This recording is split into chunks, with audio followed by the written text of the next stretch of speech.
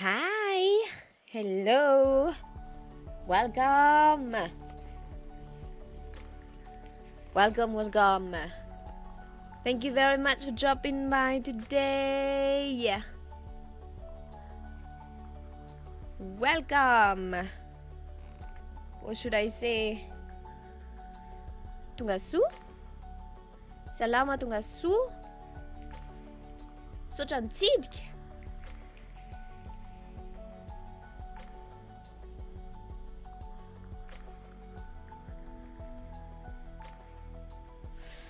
I stopped moving. Seems like I always stop moving. I wonder what the heck the problem is. Hey, the movements are a lot more snappy with this camera, but it seems like it has a tendency to lose me. Every time I do slightly move just slightly further, it loses me. Like not even outside of its I don't think it's even outside of its range, but it's just unless it's just I don't know. In any case, welcome. Thank you very much for dropping by. Today is the longer waited or not, I don't know. Literally I was just looking at my playlist and I was like, oh wait, I made a playlist about language learning and exchanges, but I made a single video, a single stream of that and never returned to it. So yeah, might as well before I retire make actually 2 videos. Make it actually to 2 videos. That way the playlist will not be as lonely. Literally that's it. I am only motivated by very practical issues.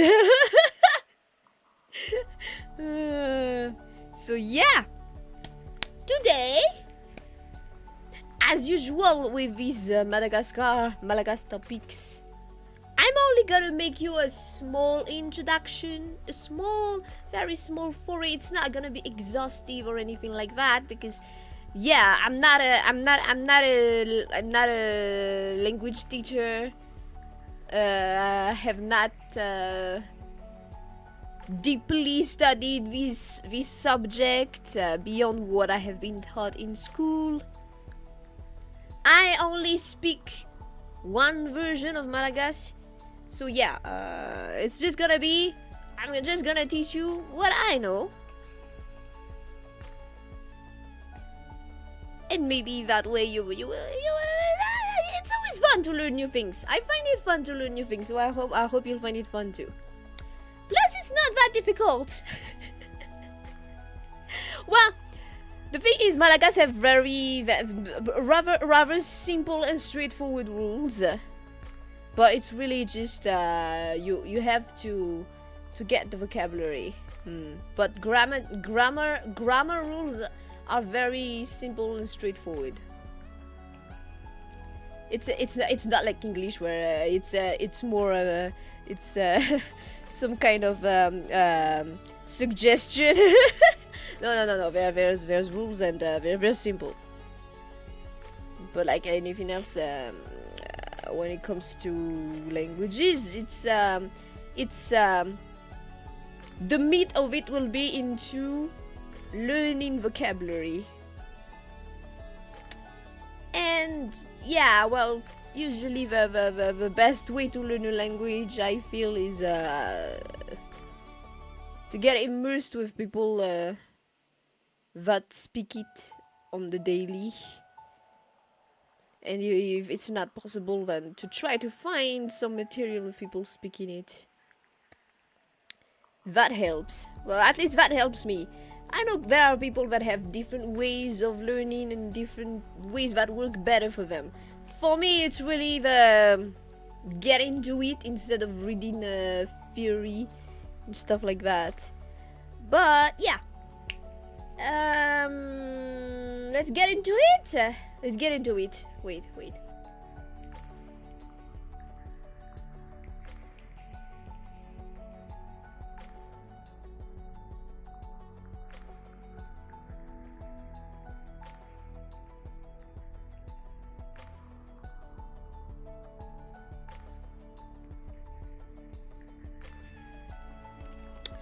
The weather is starting to change here. It's starting to get a bit colder. I can tell definitely that the sun is a bit farther, and the days are growing a tad shorter.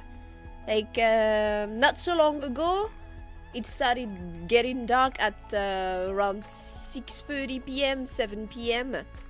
And now by 6 p.m. it's already rather dark. So yeah. And then when we will be in the what's it called? When we will be in the thick of the cold season, by 5 p.m. it will be rather dark. But that's about it. The variation of when the sun sets is between 5 p.m. to 7 p.m. And similarly, the variation for the sun to rise is maybe something like, maybe the earliest it starts to become light is maybe 4:30 a.m. Yeah, 4:30 a.m. to 6:30 a.m. A variation of around two hours, I think. It might be slightly further, like maybe the range is slightly further on the coast, depending on if you're on the east coast or the west coast, but it's usually that. We have only one time.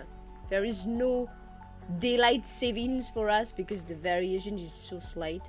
We have only one time. We do not have to worry about daylight savings, and therefore it confuses me a lot when I see other countries being like, yeah, no, it's daylight savings now.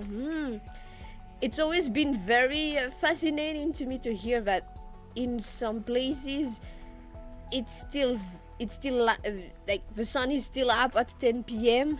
That's inconceivable. That's inconceivable. 10 p.m. is like the dead of night. Many people are already asleep. That is just inconceivable. And that at by 9 a.m. there is still no sun. It's just no.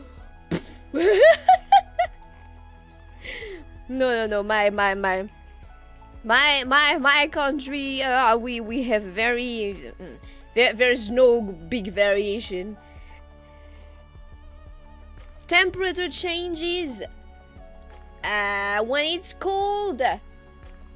Here in the capital, it can go, well, depending on the like I guess with the climate changes and all that, it's kind of become a bit more a bit harsher. But usually you have something like between 10 degrees to maybe 20 degrees in cold season. And then you raise that by around 10 degrees, so maybe between 20 to 30 in the hot season. We have two seasons, one hot and humid, and one cold and dry. During the hot and humid season, that's when there are rains and cyclones. The hot season usually runs between something like September to May, and then the cold season is like June to August. That's a bit well, yeah, because in September it starts to become warm again. And in May it starts to become cold. Let's say May to August. June is really like the thick of it. It's really cold in June. June, July. Towards the end of August it starts to get a bit warmer. So yeah, May to August is when it's cold, and then September to April is when it's warm and humid. And cyclone seasons, usually you have cyclones during the first few months of the year, January, February, March.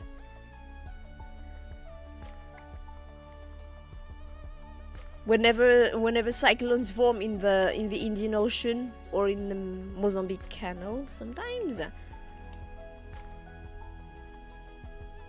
they would affect us. But it's not systematic that they enter the land. When they do, depending, maybe they do be rather destructive, but it's not systematic. Okay, that was a tangent on weather.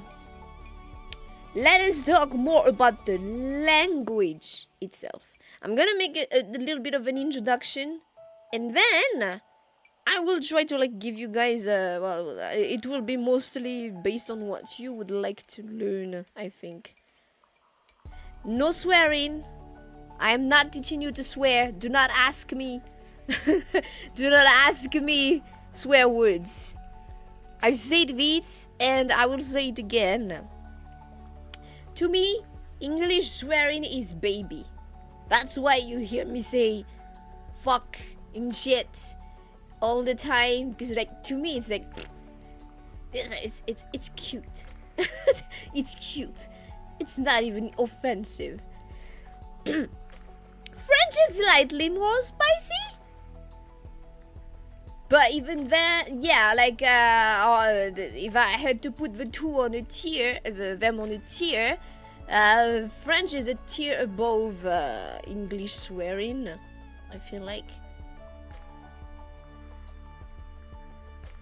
It sounds a little more offensive than English, but Malagasy swearing is just so terribly ear-flaying. Like, no. It might be because when we talk we are very respectful.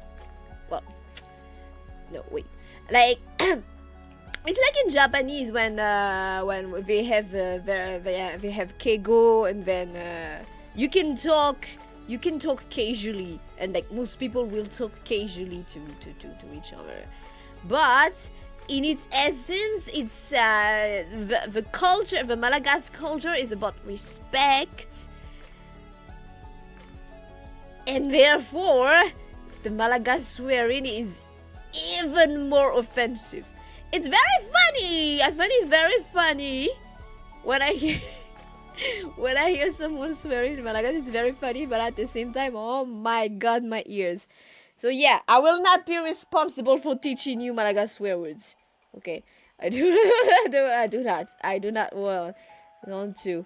Plus, if I teach you something, there's gonna be a cheeky little bastard who'll try to write that in chat. No, I do not want that.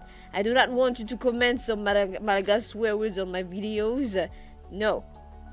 So, no swear words. But no offensive words. But the rest is fair game, I guess. Okay. Now, I have said this before, how there are different dialects. The one I speak is what is called the official Malagasy, which is the official language of the country, and the second official language is French. There was a time when the English was added to that mix, but then the government changed and they took it away again. But yeah,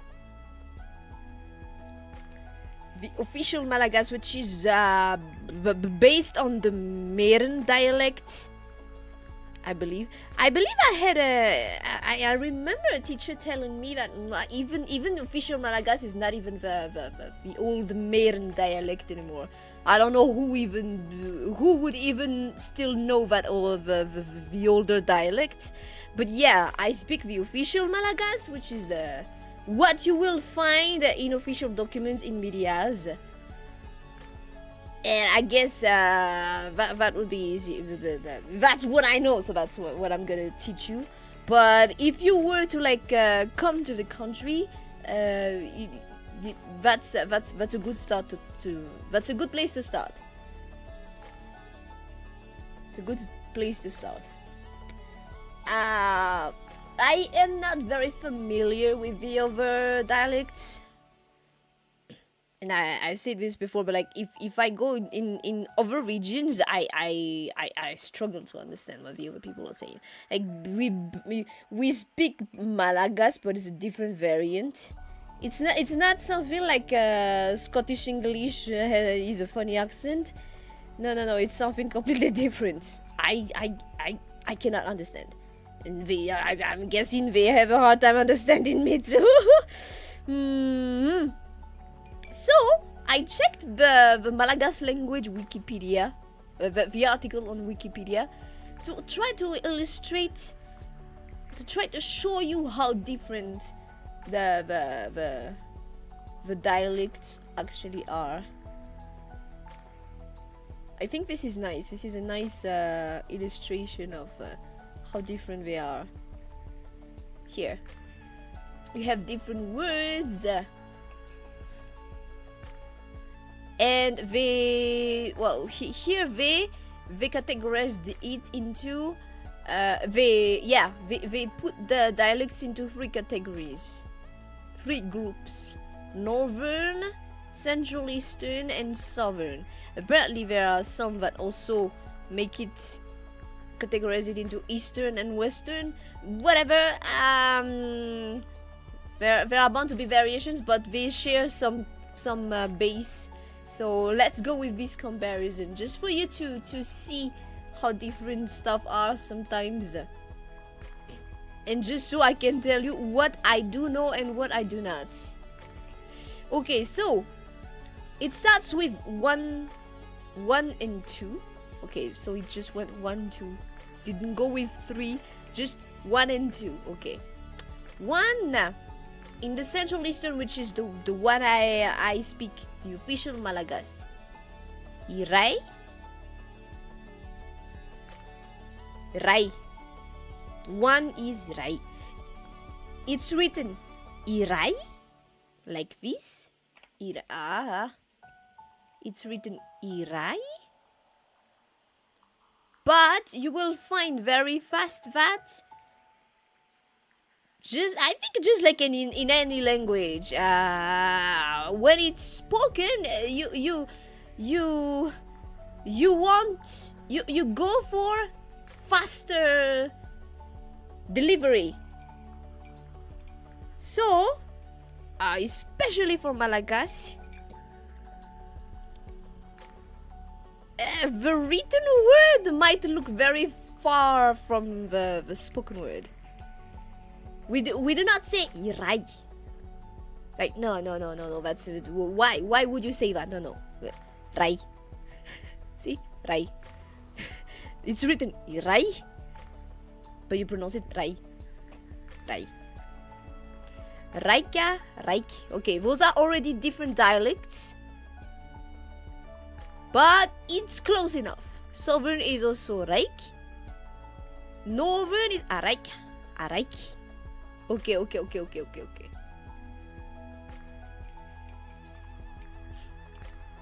From your experience, you feel like people speaking the other dialect don't really have difficulty understanding Meren, unlike the other way around. It depends. Like if they are used to having Meren tourists, I guess they don't have too much difficulty. But I've encountered many that we were trying to communicate and it was clear that we were not able to at all. So yeah, it depends. 2 Ru Rui. Okay. It's also Rui in the Southern. I felt like the Southern is, no, but both. But I was talking about how the Zhao song, I understood what he was saying mostly. When I was listening to the Southern songs, I don't know. I recognize 1-2 words. I have no idea what they're saying really. So yeah, Ru, Aru.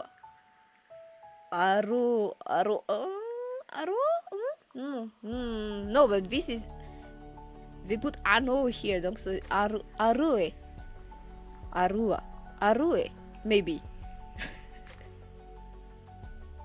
You are now. Well, no. That's no. Wait. And now is not the subject. It's the. Wait. You is more like your. And now is more like your, not you. You, as in the subject, is ya now.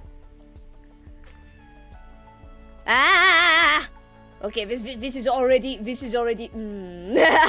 I wouldn't be using that here. I wouldn't be using and now as you. You as in you. It's ya now. And now is and now is the what is it the like in a sentence you have subject, verb, the object on which the verb. I wouldn't use that here. You is ya now. Ano, yeah, we. I think those are correct, but now, not. At least not the way I know Malagasy. He, she, him, her. Yeah. Okay. So this is an important thing. In our language, things aren't gendered. Like everything is gender neutral, and you add male or female if you want to make a precision. La, five. La, male, five, female. So there's no he, she, him, her. That's just easy. That's just easy. Apparently in the southern it's e. Okay. Only. Yani. Aval. For. Okay. Girl. Vivavi. Well, strictly speaking, Vivav is not, because like if you say girl, I feel like it implies young.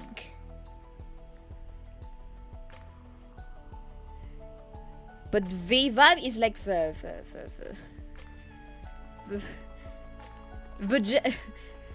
I guess you would say the gender. Vivav is to see vav is the female. When you add vav to something, it implies it's female. Vivav is like a woman.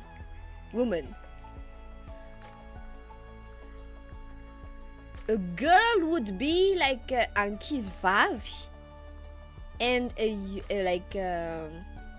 and if she's slightly older without being an adult, or maybe into early adulthood, it would be tuvavi. So there's a small. I wouldn't directly use girl for vivavi, but yeah, I'm sure. Ampela, that one I know. Manang, Fayav, I know. Vayav, see the Vtubers song we listen to, Mangala Vayav. And I did point out this difference. Another song that we listen to when we listen to the music, Malagasy music, I had Ampela te andahi, and I was saying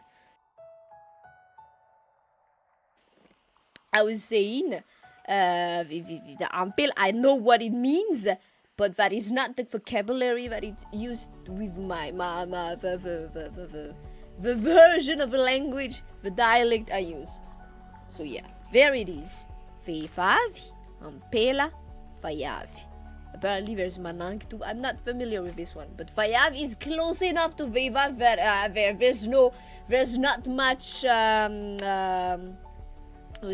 there's not much confusion to be had.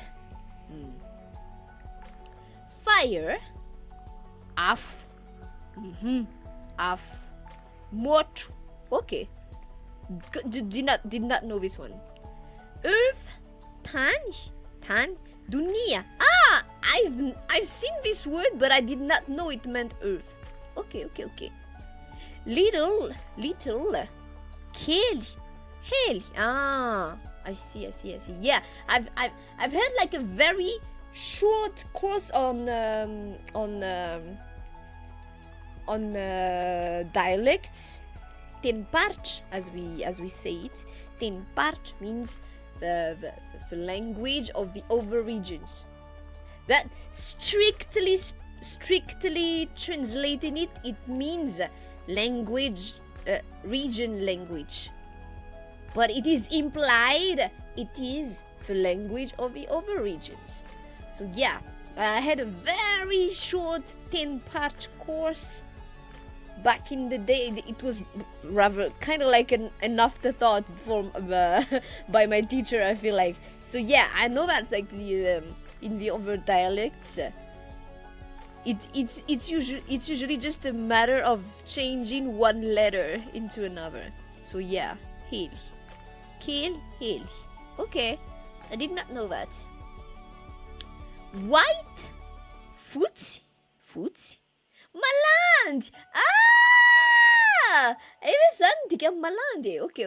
So that's what. Okay, so that's what maland means. Okay.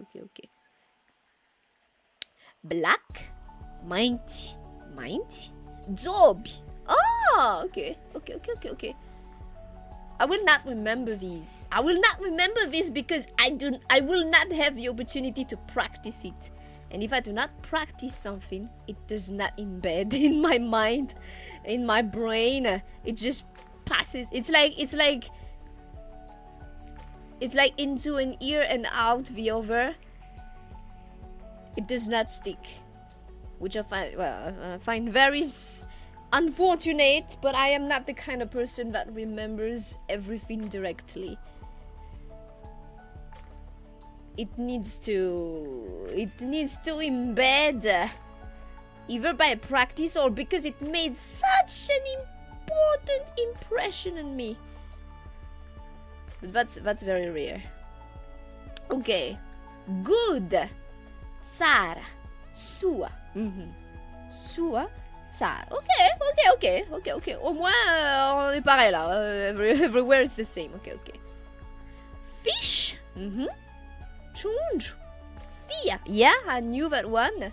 Look. Okay. Maybe you've noticed, but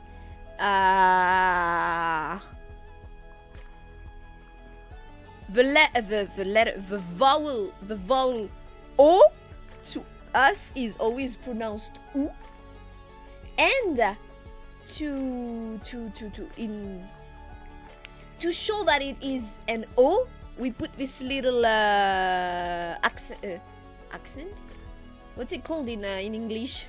The little hat. The little hat here. To denote it's an O. Like O. But normally in Malagasy script, the vowel O is pronounced U.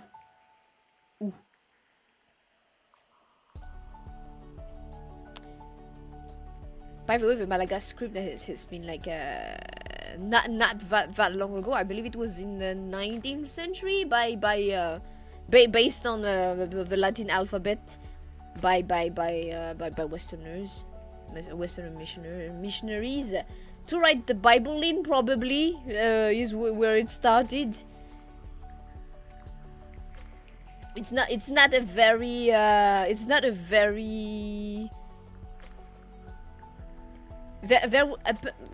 by reading this wiki, apparently there was a more archaic script called Surabe, based on more Arabic letters. But yeah, that's not something that is used anymore. I've never even learned of that in school. So yeah. There's no, yeah, maybe that's where I should have started. Yeah, okay, I'll go back to it afterward. But yeah,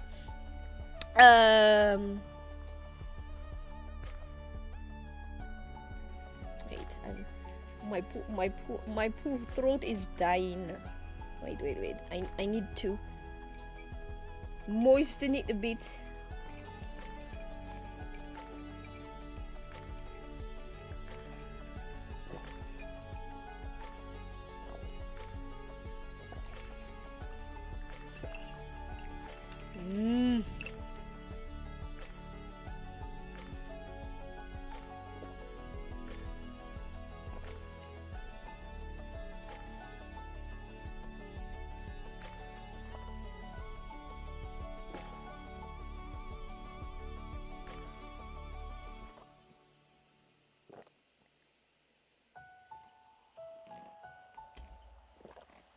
Okay.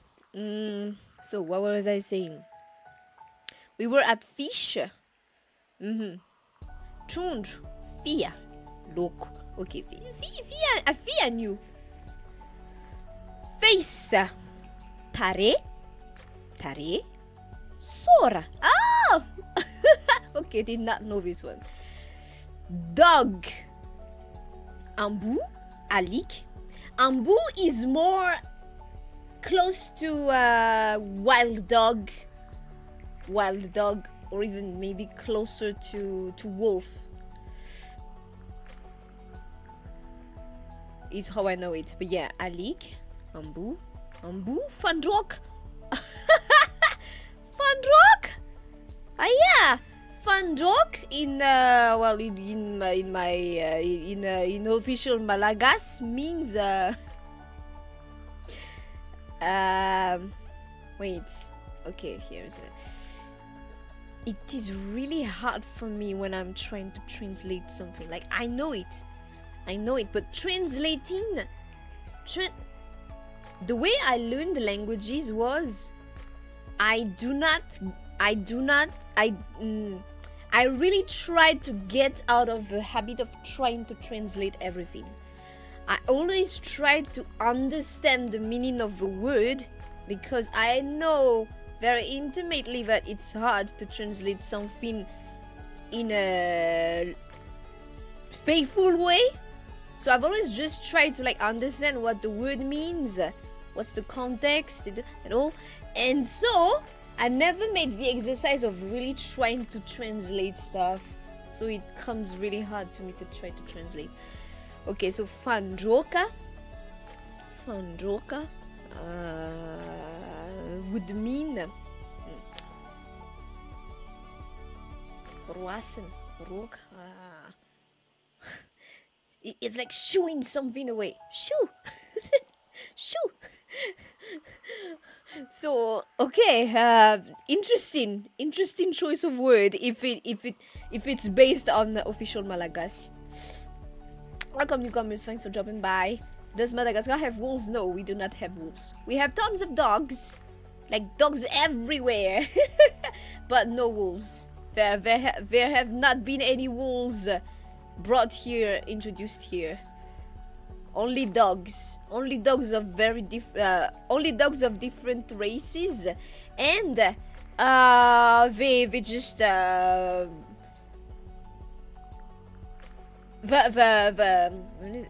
the most common dogs that we call alikakas, like Malagasy dogs, are mixed races.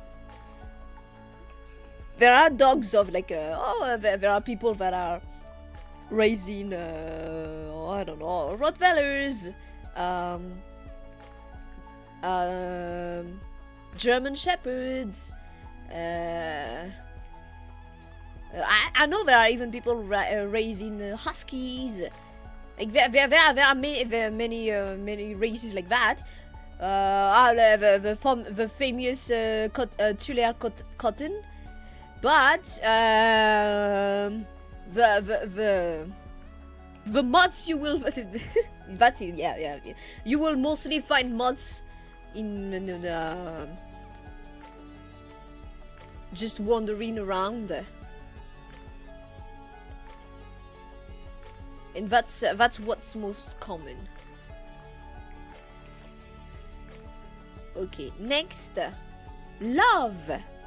Vtiavana, vtiava, vti. Well, this is a funny thing.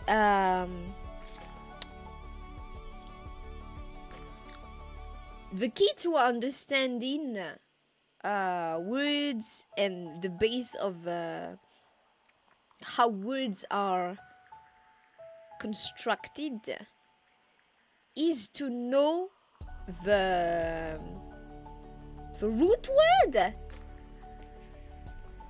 Does that exist in English? In French, it's called le radical. It's a root word. And from that root word, you can write from a root word, futten. That's how it's called, futten, literally a root word. From the root word, you can make a name, a verb, an adjective, an adverb, all those things. But you have to know what the root word is, and then you will know how to write, basically. For example, the root word for vtiavan is ti. Tia. Tia. Tia. Here. The root word for vtiavan is tia. Wait, that's ia. Tia. Ti. Ti. And then, to make other words, to make them into verbs, or names, or adverbs, or whatever else, you either add a suffix, right? Suffix. A suffix, tuvan. In this case, it's ana. A prefix, in this case, it's fi. And to make it sound better, because it would become something like fitiana. Does not sound good, does not roll well, so you add v. And so it became vtiavan. T is the root word. Vtiavan is the name. And it's like that for many many other words. You have to know in Malagasy, a root word is 1 to 3 syllables only.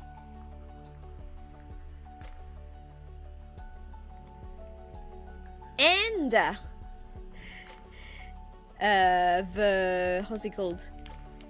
The emphasis is always on the first syllable. I'll come back to it after. I'm kind of getting sidetracked immediately. But yeah. Suffering. Fidzalia.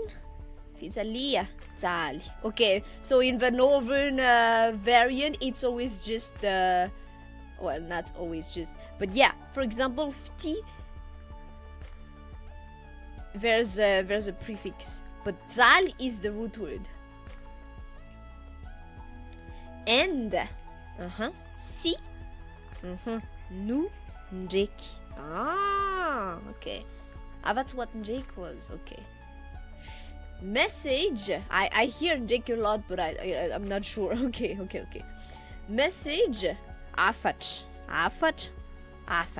Okay. To go or come back. Mood.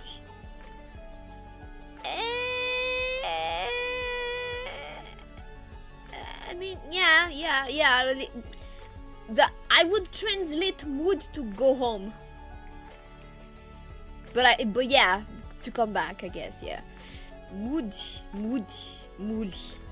See what I was saying? There are cases when it's just you change one letter. You change D into L. You change K into H. To sell. Mi vart. Okay. And gone, las, los. Is come back usually another word? I would translate come back to mi veren. So that's why, like, mood has more of a connotation of going back home.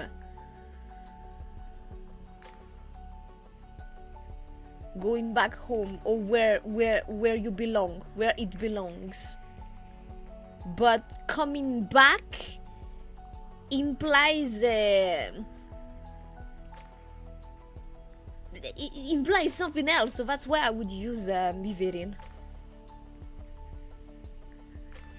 Come back as in the imperative in the imperative sense would be miverin, and to come back would be miverin.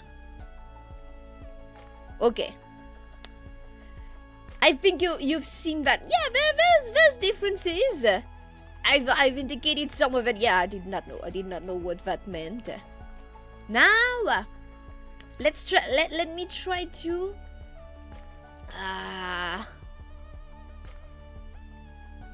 give some basics to help a bit more, because I feel like I've gone a bit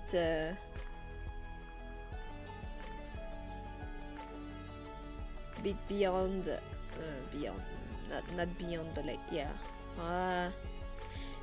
no, what did I just do? Why did that become gigantic? Why? What? Nande? Nande? No. Why do I always end up? Go back here. Okay.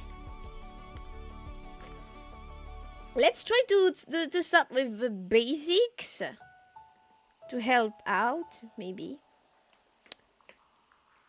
So I was saying that the Malagasy script, the official Malagasy script that is used today is based on the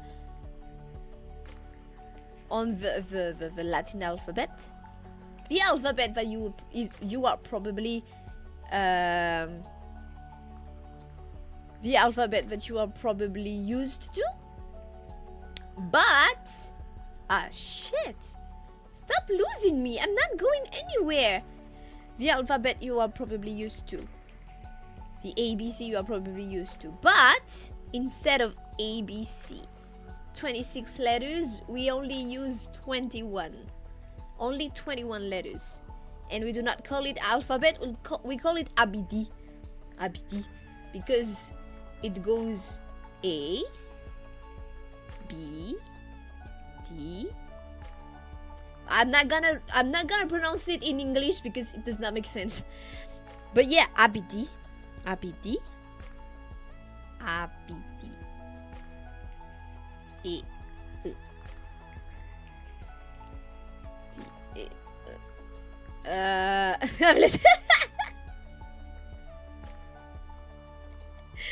I'm lost already. Hey, this is not something that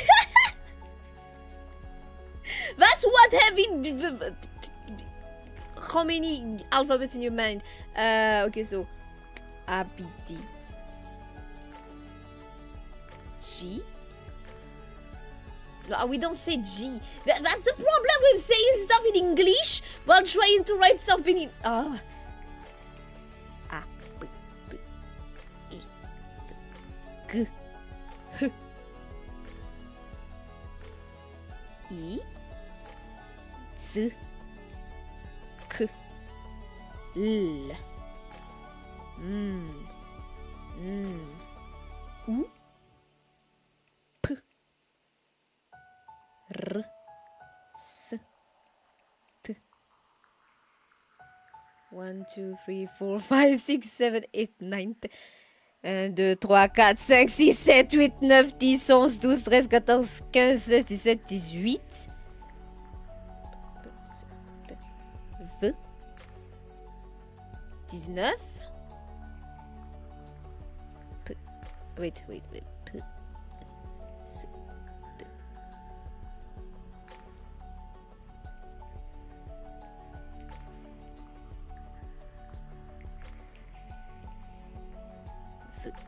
Huh?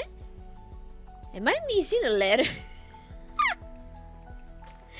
1, 2, 3, 4, 5, 6, 7, 8, 9, 10, 11, 12, 13, 14, 15, 16, 17, 18, 19, 20. See how much of a complete chaos it is in my mind. I was taught to count in French, so it comes faster to me to count in French. Like, I speak Malagasy every day, but learning Malagasy, ABD, and grammar and stuff, it's a weird thing, because like, yeah, you already speak this every day. It was made formal, and it kind of becomes a different subject in my mind. Thank you. Oh, is she like, wait, am I missing? Oh shit. Well, I wrote on the okay, you know what, I'm trying to not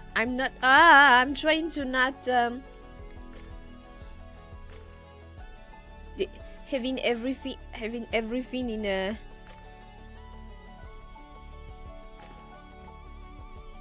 and then I started to learn kanji, and it's just making things even worse in my head.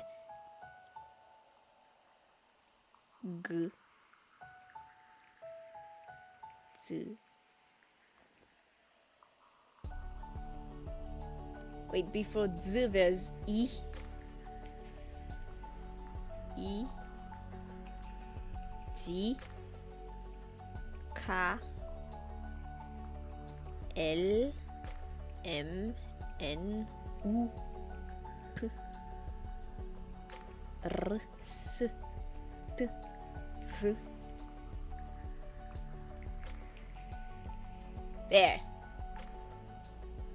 1, 2, 3, 4, 5, 6, 7, 8, 9, 10, 12, 13, 14, 15, 16, 17, 18, 19, 20, 21. Okay, there we are. These are the letters of the alphabet that we use. These are the letters of the ABD. It's not even something like it's not something. Yeah, no. I believe in Malagasy I was asked to like recite this, but by that time I had already learned the French alphabet, and it's but yeah, it's a funny thing, really, education and language. These are the letters that we use, but it's a syllable based language, so you do not see letters go alone like that. I'm saying this because I'm like most of the languages I learned are like that, like syllable based, but I don't know, maybe some are not, because there seem to be some languages where you have three consonants lined up, and I'm like, so what am I supposed to do with this? Like Japanese, yeah, exactly. That's why Japanese is like, that's why, for example, pronouncing Japanese and picking up Japanese, like how the sentences are are structured and all. It's very familiar. It's very close to Malagasy, so it's easy for me to pick up. Is English feels like, I don't know, cause like I don't know, but yeah, it's syllable based. Like I think the reason why this this is the alphabet for you is because they are Westerners that use the Latin alphabet. But yeah, it does not make any sense really to. It helps someone whose language is based on the same premise, I guess. But really, it's a syllable based language, so it does not really make sense. It does not really make sense. But yeah, this is the ABD.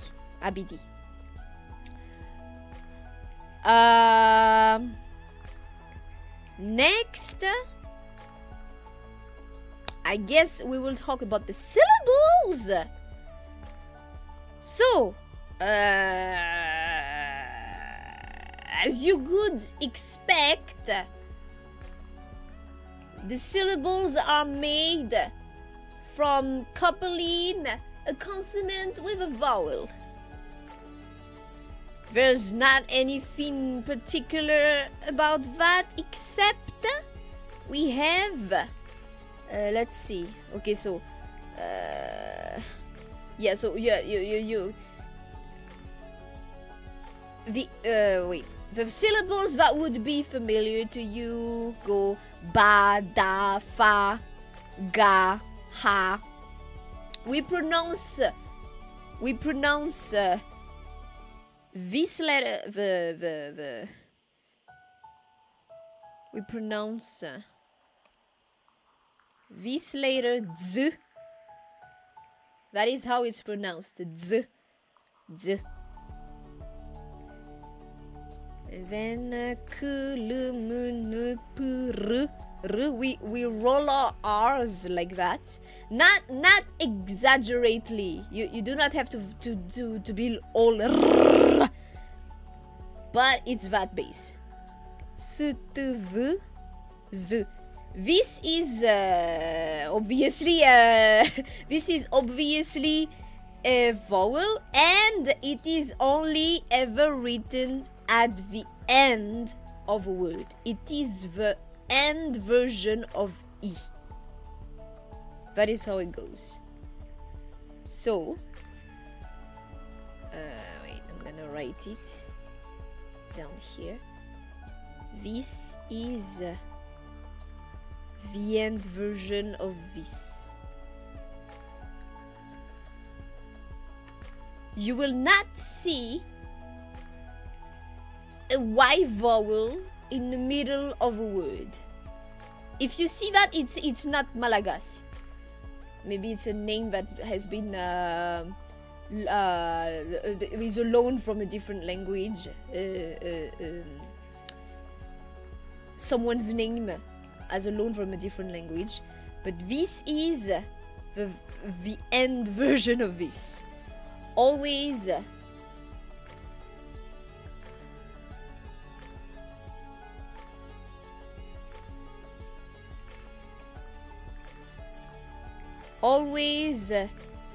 at end of word.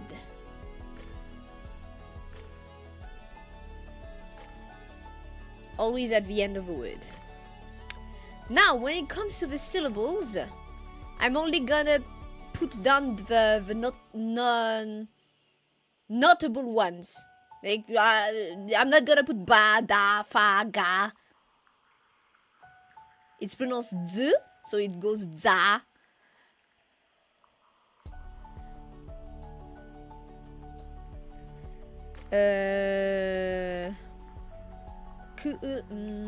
Doesn't contribute much to sounds and voice for you on the most part. Yeah. Let me just I'll get to your question afterward. What was it? So there's za, z, d, k,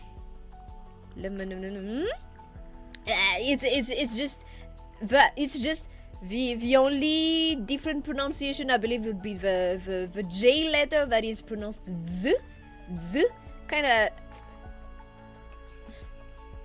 of like a. If I was to write it into phonetics, I guess it goes something like this. Z. That's the only odd one out of those letters. It's the same otherwise. But beyond that, we have these.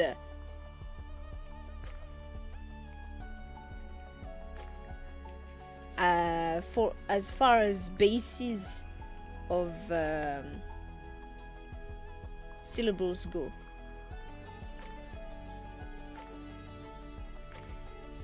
I have no idea how I could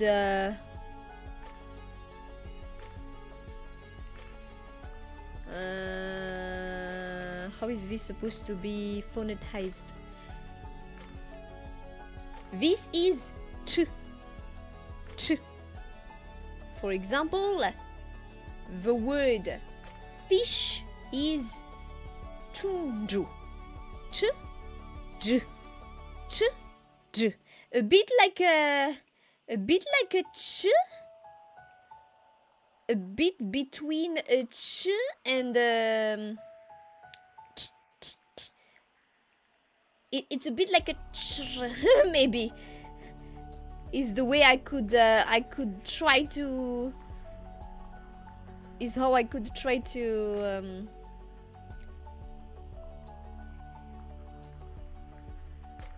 put it. Wait, how does is there a way to phonetize this?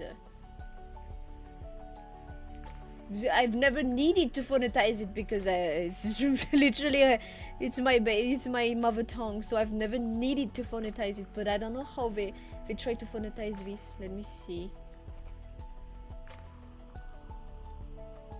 Ch in train seems close. Yeah, maybe yeah. That would be close, yeah. But they say train. Yeah, I guess. But it's a short syllable. You do not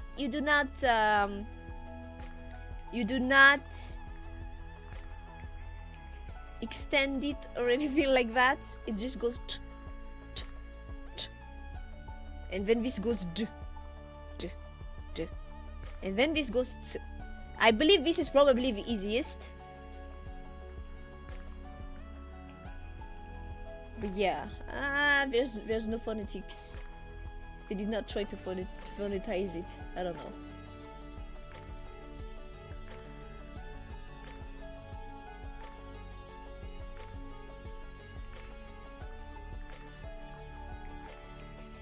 I don't know.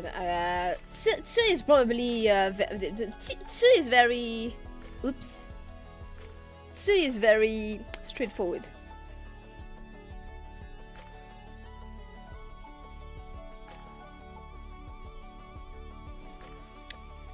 Tsu is very straightforward. It's tsu. It's just tsu. You just pronounce it fast because it's a single sound. It's a single sound. Tsu. Tu. Du. Tsu. Those are the only notable ones aside from the other ones. Well, aside from aside from just adding a vowel to each of these consonants.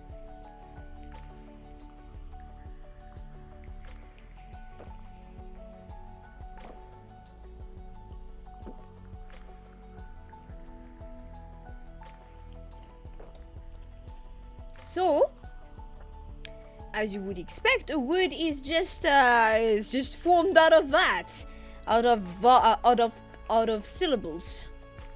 I was talking about the principle of Vtubers, which is the root word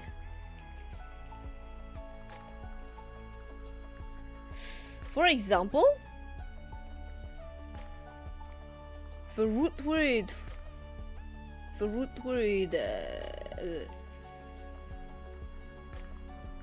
for love is ti. And as you said, as you have noticed, the Y doesn't contribute much to sound. It's because we do not put emphasis on the last syllable. Unless there are cases where it varies emphasis on those the last syllable. Essentially, when it is an order in the imperative mode. For example, T is the root word that means love. If I add the suffix, there are suffixes, there are just you either add an or in. Wait.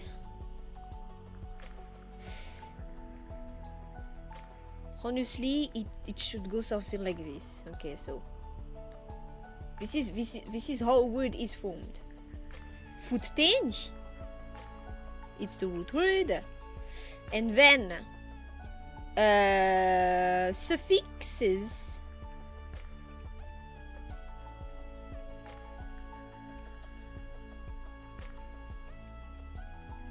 No, actually,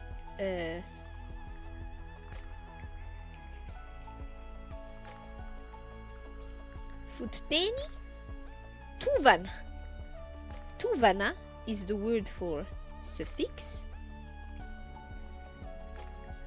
You add a suffix to T. If I added a suffix to T, for example, I add the suffix in, it becomes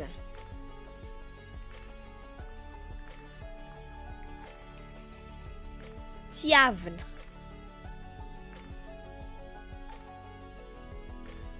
Which is like a past, a passive, yeah, like it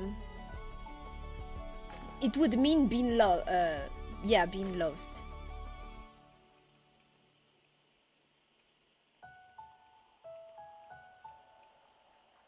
You know, you see, it's a passive version. The here is to facilitate the addition of the suffix for it to flow well, basically. And then there's tuvn, which is a prefix.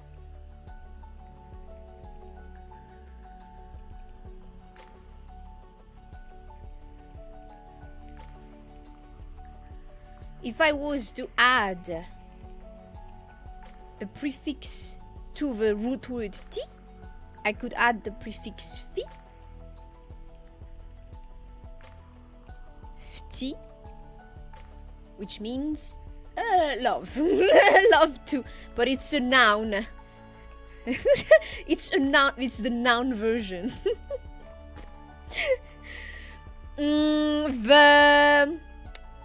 There is a very slight, subtle difference between T and Fti. I'm speaking official Malagasy, because as you've seen, it's it can be different in the other dialects, but I'm speaking official Malagasy. There's a very subtle difference between T and Fti. It's T could be just the verb, and Fti is the noun, so it encompasses the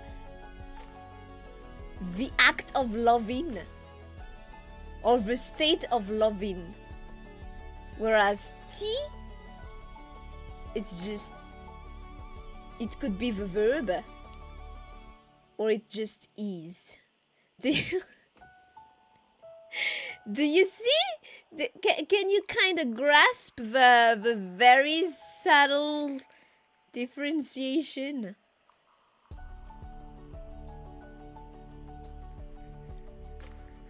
The act of loving sounds like something lewd, like hand holding. Oh, get your head over the gutter! I swear, I swear. Really? There's no such thing.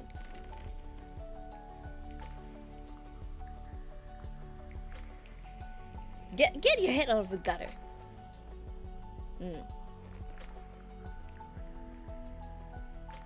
Essentially, this is how a word is built. Essentially, you can also repeat the word.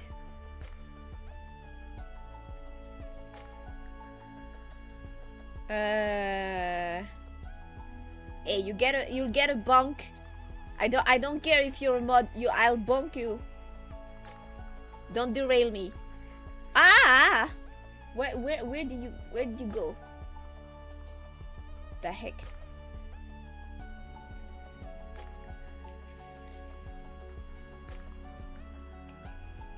Okay, so there's also an option to repeat the word twice. I've said this before. Which is vernju.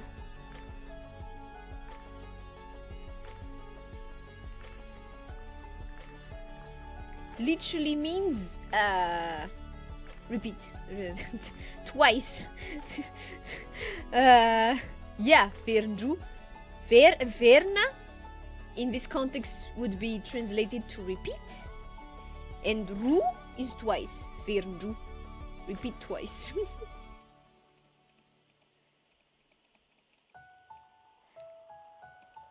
So it could be titi.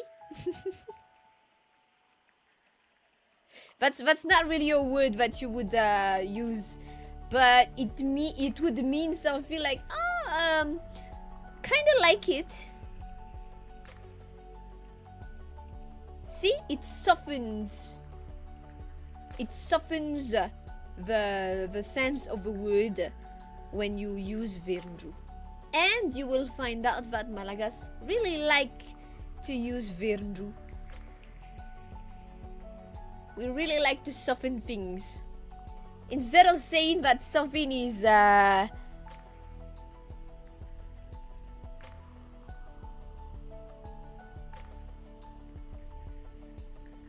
something stinks, instead of saying, for example,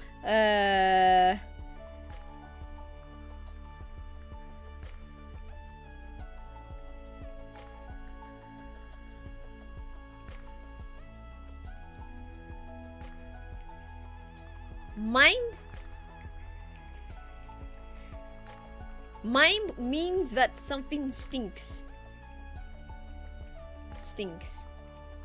If you say mime,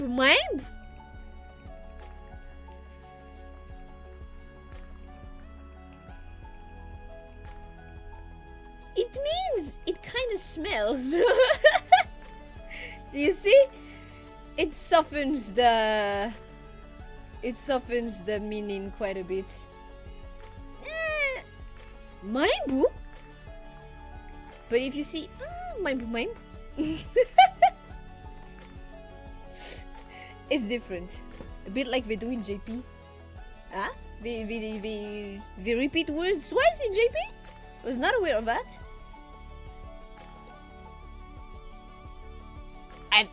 There's no example that comes to my mind about that. But yeah. And like I said, see? Mime. The last vowel, the last syllable.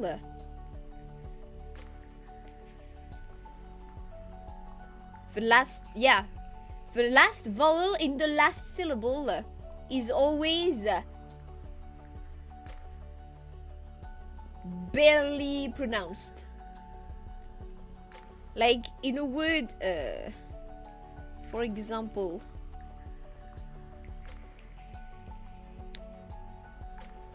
trunj.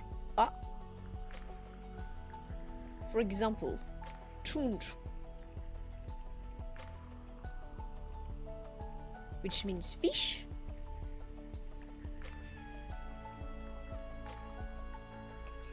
Trunj. See how I pronounced the first syllable? tu. And yet, when I arrive at the last, it goes tunj, tunj. Ti.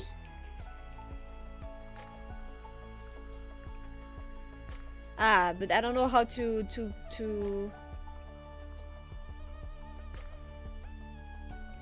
translate this. A ti is a carpet made of raffia. a woven carpet. Well, I guess carpets are always woven, right? What am I saying? A carpet would always be woven.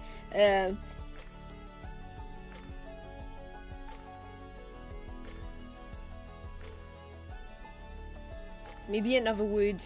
Something that will be easier for me to translate.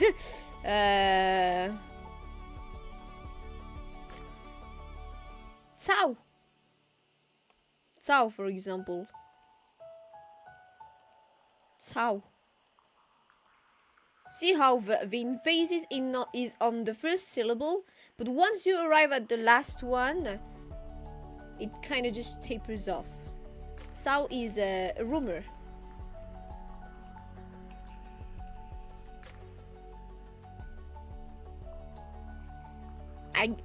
I think rumor implies that it is not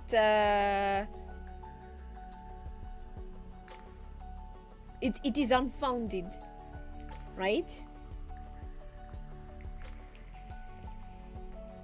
Does rumor implies that it's unfounded? Because like that that's very much what the word implies, that something is unfounded. Wun wun. Wun wun jesak. Tsao. But yeah. Tsao has an actual rumor implies it lacks confirmation. Okay. Because there's another word that is kinda synonymous, but has a slight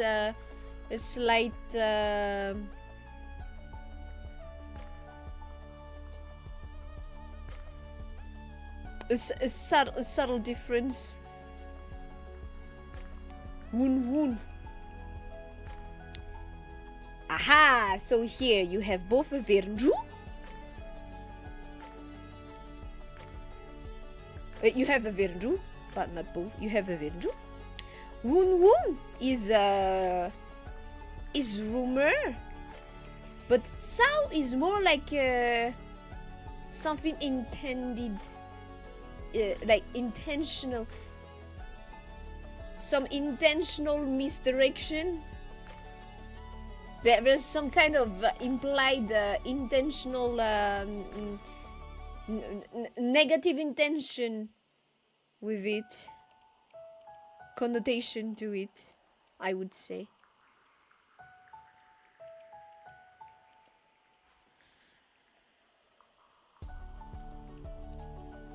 This kinda implies negative intention.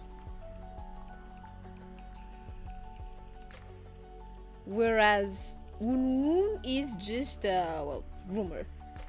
People purporting stuff.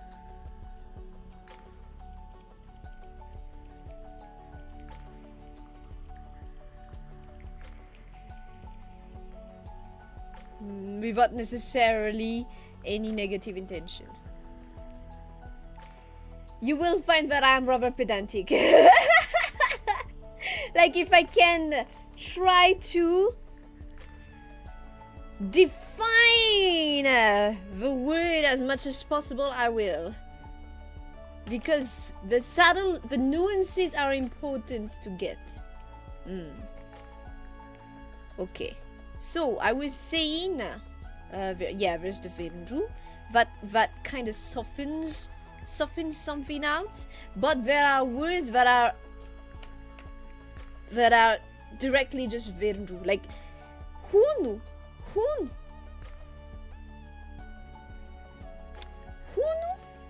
means Hunu There's no direct translation for this one.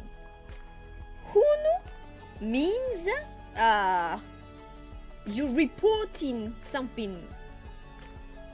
You're reporting what someone said. And hunhun is a rumor. So yeah, there are cases.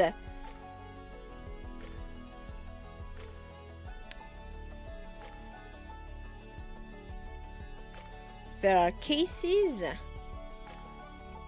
where Vernju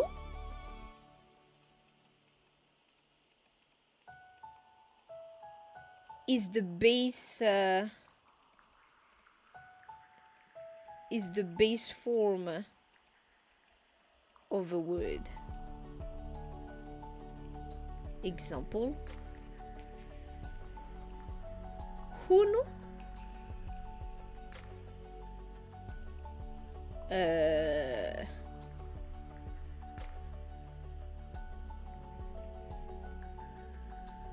it's like yeah, there's no, I don't find any direct translation to this,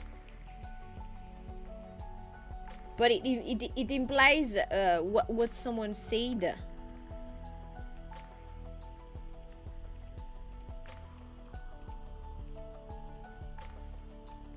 But instead of it being an attenuation,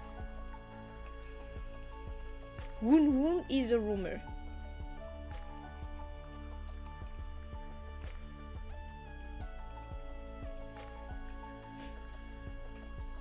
Okay.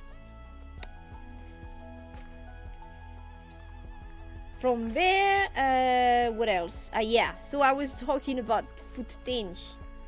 Futten.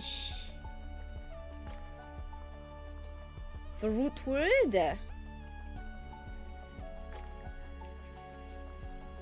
is a word of 1 to 3 syllables only. This is how you recognize something is a Futten.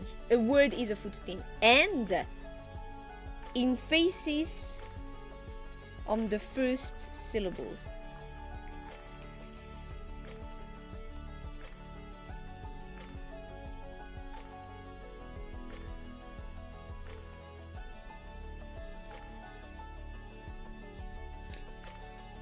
It's just a particle we use to report speech. Yeah.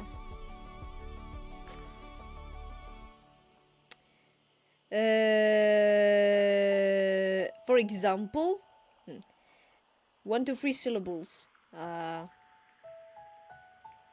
Nandiray moa ty syllables am teny gasy. Syllables in Malagasy is fanteny. 1, 2, 3 fanteny. And the emphasis always on the first syllable.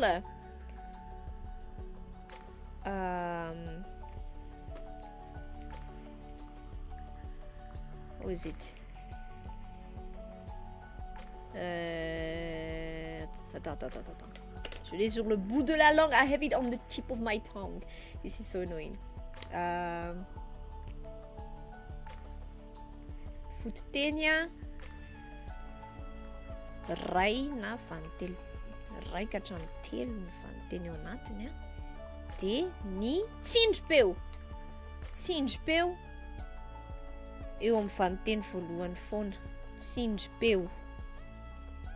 Tsindrim-peo eo amin'ny fanteny voalohany. Example: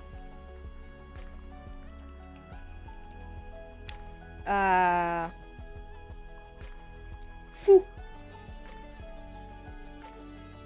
It's a single syllable, so it's easy. Okay, that is the emphasis on this level, on the vowel. Fou. An example with 2 syllables.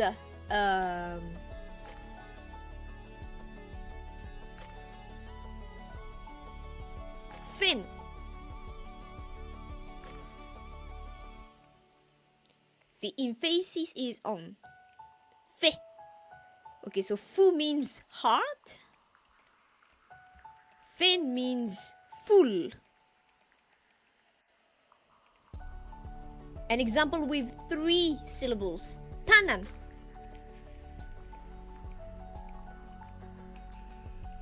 The emphasis is on the ta.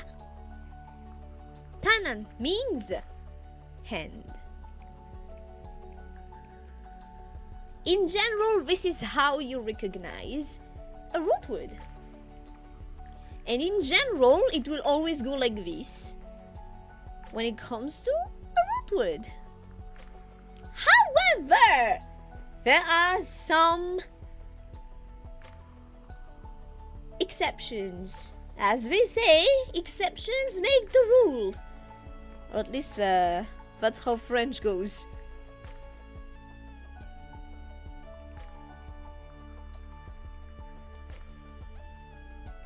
I said tanan means hand. However,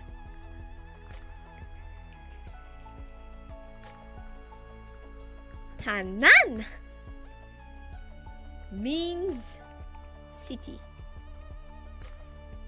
Hey. In general,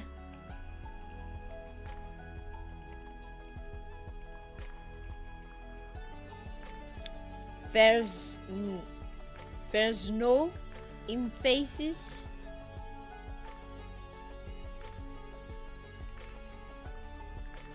on the last syllable.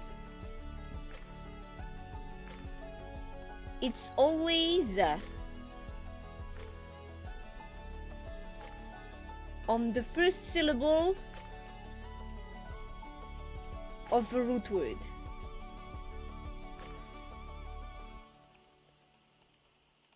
Well, no, not always. Because for example, Vtjavan.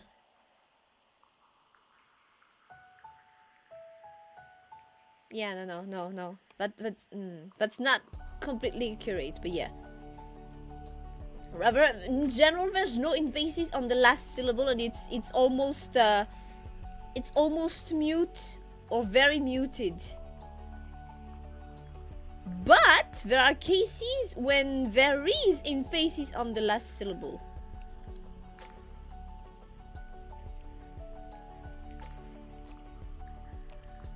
But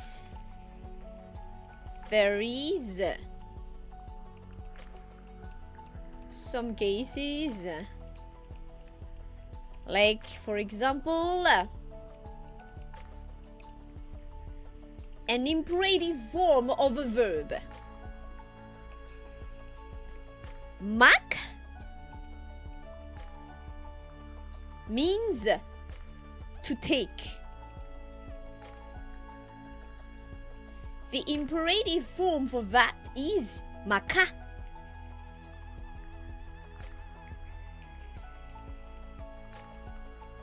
Take, as in order someone to take.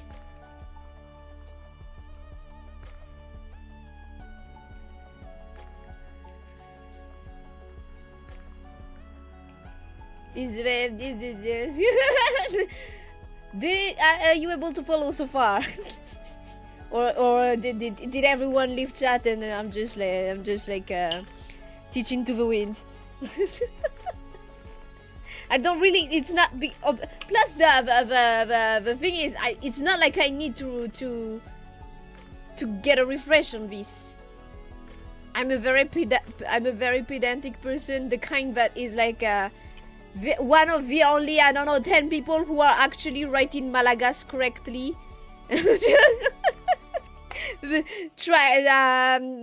Actually taking care with my grammar and my spelling, cause like Malagasy that you see on stuff like Facebook and whatnot. Oh my god. Yeah.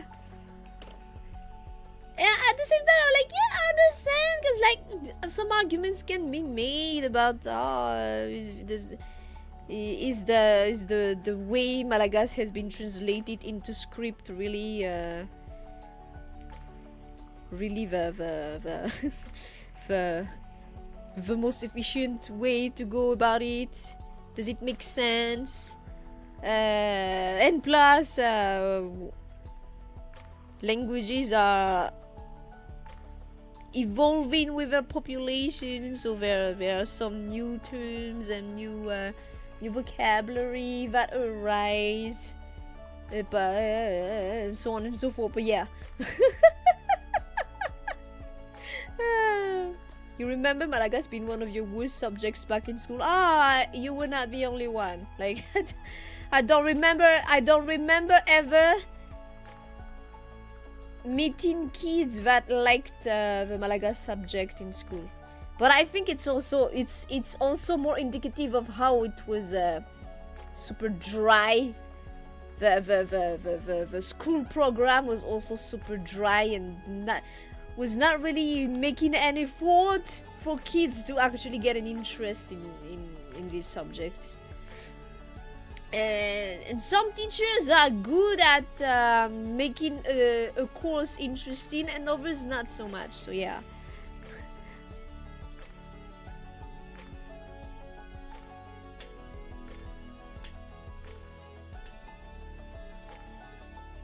Okay, I've kinda that's like the base of how words are made. What other thing should you know about how words are constructed? We talked about Virju. Yeah. Sometimes words are put together. And some arrangements are made for them to sound nice together. For example, Virju.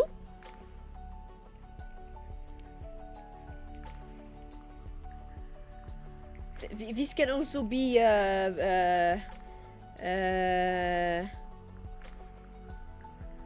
this can there's also some kind of argument that can be made between is it like this or like this. But yeah, there are two words here.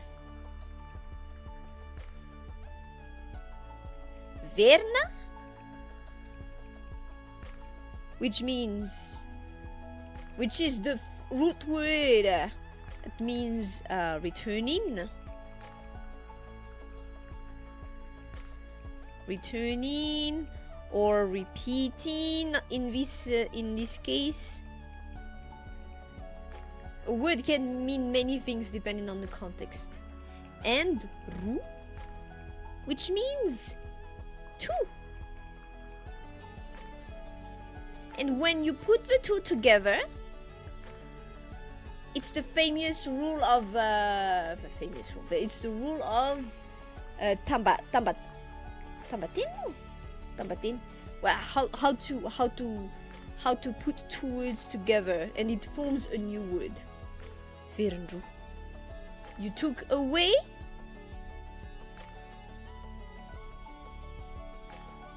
the last vowel and in comes the other consonant j, and it becomes Virju.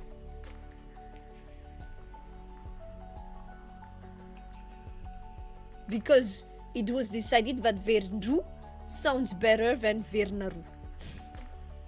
Vernaru sounds like you don't know how to talk. Well, Virju sounds okay.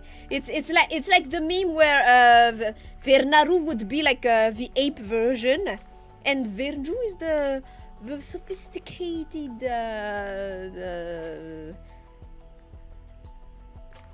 human with a glass of wine, you know. Stuff like that.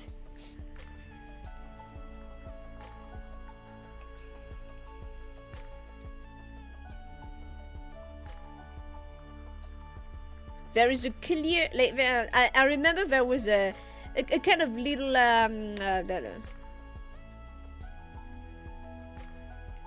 like it's a clear rule. It's a clear rule. When you make a new word out of two words, if it's this kind of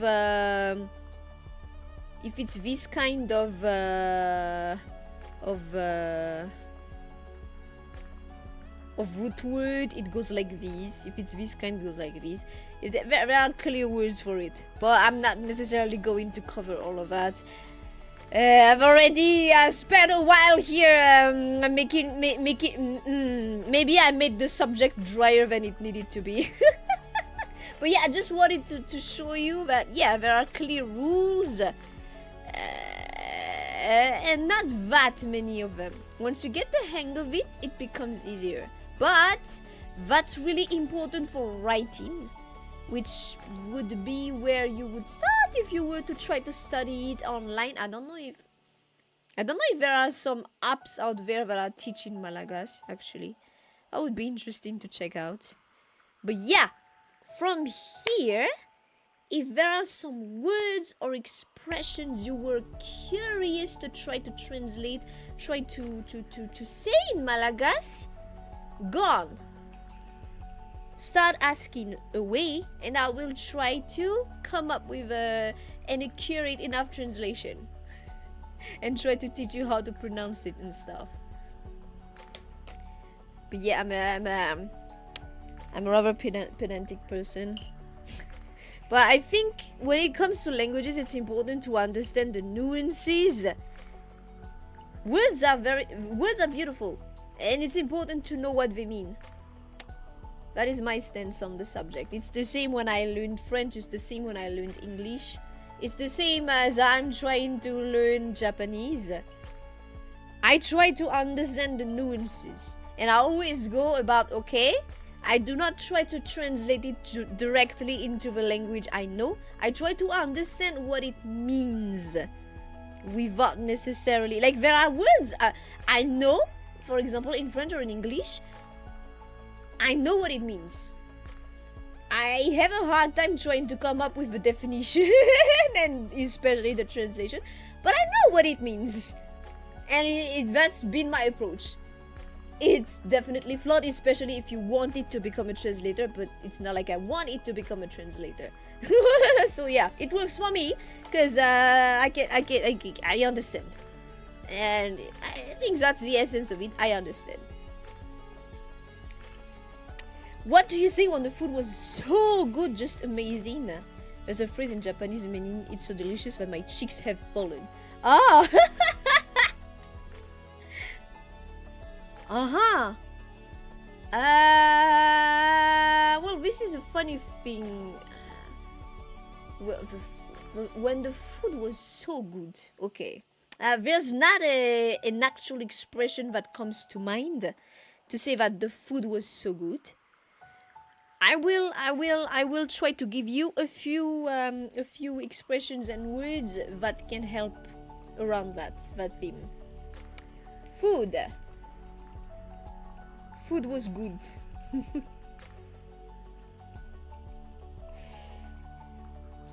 I said this before when we were reacting to the Malagasy videos.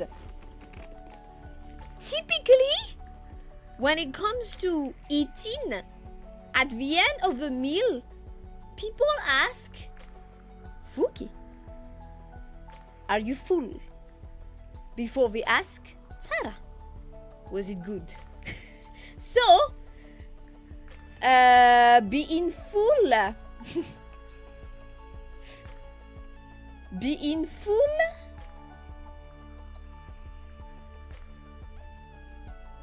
is more important than whether the food was good. Replenishing your energy is more important than having a good meal. First and foremost, Malagasy are very practical. You need energy to continue working and continue making a living. First and foremost, the food is meant to fill up your belly. even if you did not necessarily like it. First and foremost, is your belly full? Now, when it comes to good, okay, so I was saying, food, in the context of food, vuk is being full. Good is char. In the context of food, you could also use the word matsiru. Matsir means delicious and also savory.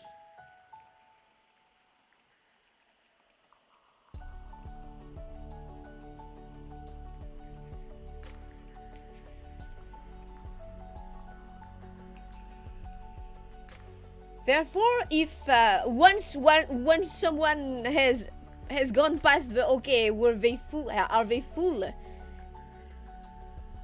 If being full is not their priority anymore, or was not, because sometimes you just it is not, when snacking, for example, it is not the first goal to be full immediately. If you want to say the food was really good, you could say something like tsara be le sakafo.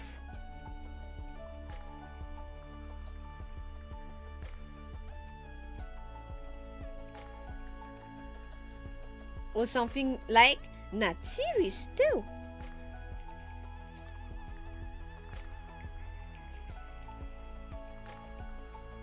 We do not have funny idioms like that. We do not have, at least none come to mind to me.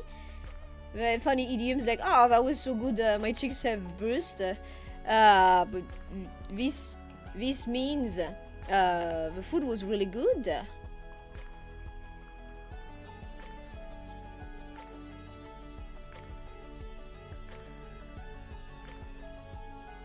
Or that was really that was delicious.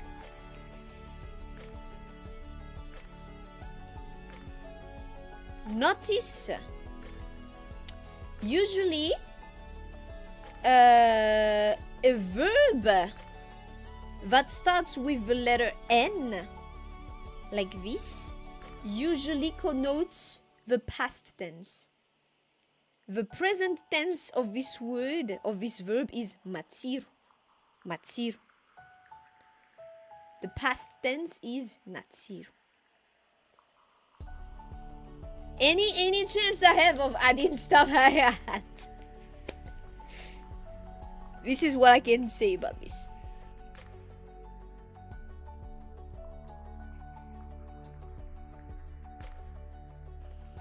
Next question. Feel free. We are here for this.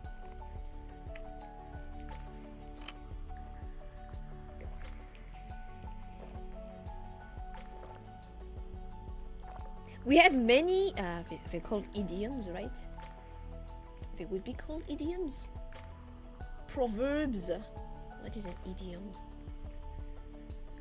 A group of words established by usage as having a meaning not deducible from those of individual words. Maybe they are not really idioms, but yeah, sayings. We have many sayings. The Malagasy language has Malagasy speech likes to make use of examples, metaphors, but they're rather rooted in practicality. Practicality is something very important to Malagasy. Like it's I feel like the cultural, one of the cultural cornerstone of how our priorities go, how our mind goes. Like the first thing is the fiavanana. I already said this before. Fiavanana, which is a word I cannot translate. It encompasses sense of family, a neighborhood, society as a whole, a sense of belonging and being together.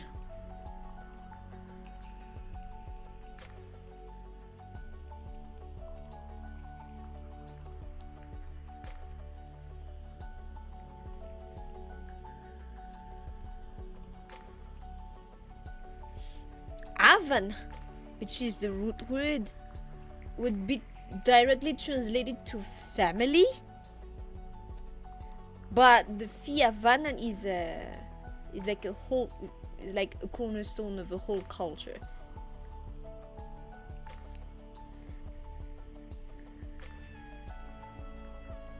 We have a saying that goes aleu ver,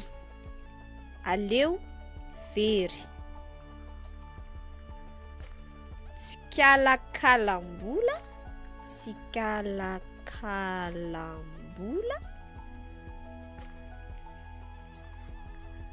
toy izay very tsikalakala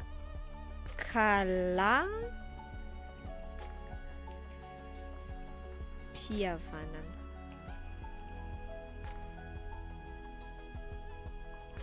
It's better that if I was like a very roughly translated, it's better to lose money than to lose your family. And I use family, but it's like the extended sense of not just people you are tied to by blood, but the people around you have ties to. That includes the people in your neighborhood, your friends, your friends, and in general, like even just the fellow countrymen. Skalakalan is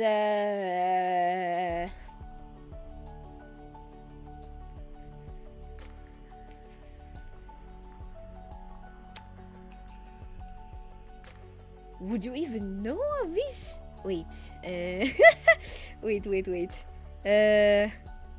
Wait. Cause like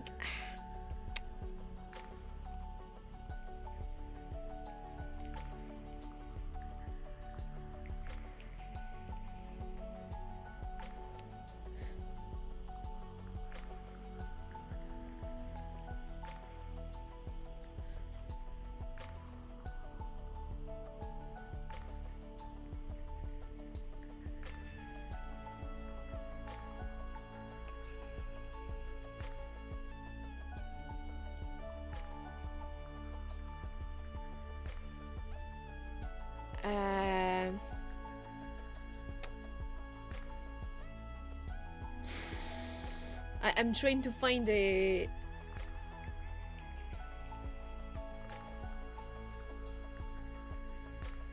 because like it's Kalakalan. It was the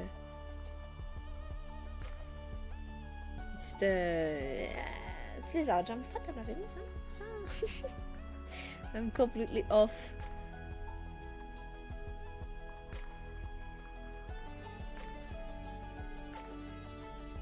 Let me verify. Skalan. Tapakazo to hit trano na tambahoaka. To hevitra tsikasiana tany. Skalan. Kaka. I was thinking of Tsikala-kalan was something in an fatala. Kasi na Tsikala io faty hazo io fa mando ty hevitra misy azy ty. Ah oui, mais ça c'est Tsikalan, fa Tsikala-kalan. Bref, I'm not gonna go into a lengthy explanation of something I'm not even sure I can explain. So yeah, basically, better to lose money than to lose family or friends. Or it basically it means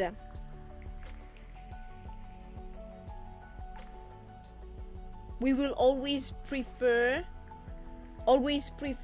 to protect your relationship with people instead of letting your greed get the best of you. That's the idea behind it. When I look at the dictionary, Skalan is a something you use to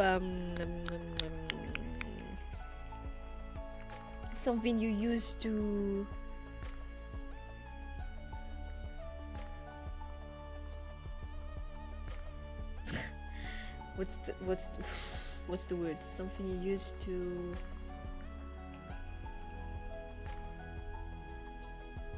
kal no, kal's food ah la la la la la la la la. For example, if your door keeps being blown by the wind, you will put a rock. You will put a rock to keep it stuck. It's that kind of thing. just to try to give you the idea of the literal sense. But it means it's better to lose your means to gain money than to sacrifice your relationship with people. That's what it means. And we have many sayings of that kind.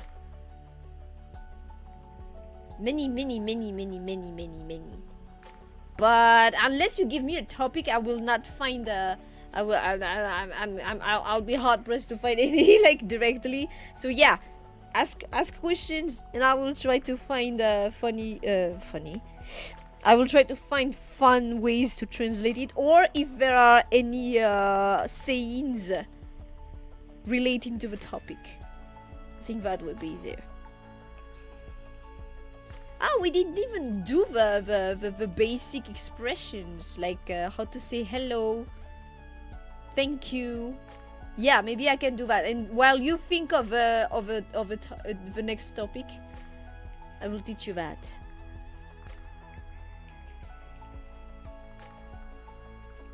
Greeting.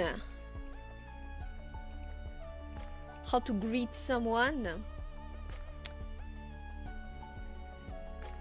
I think that the easiest way for a foreigner, and that would be something that that everyone expects. Yeah. You say salam. Salam. Salam means being in health. Actually, being healthy. That's what it implies. Salam. But you can use it as a greeting. Salam.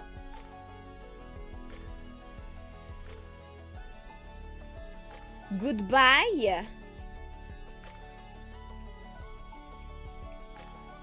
The easier way would be velum. But actually velum means more farewell. But yeah, well, it's used as goodbye. The more complex way to go at it, the slightly more advanced. Once you if you want to try to impress with something a little more advanced.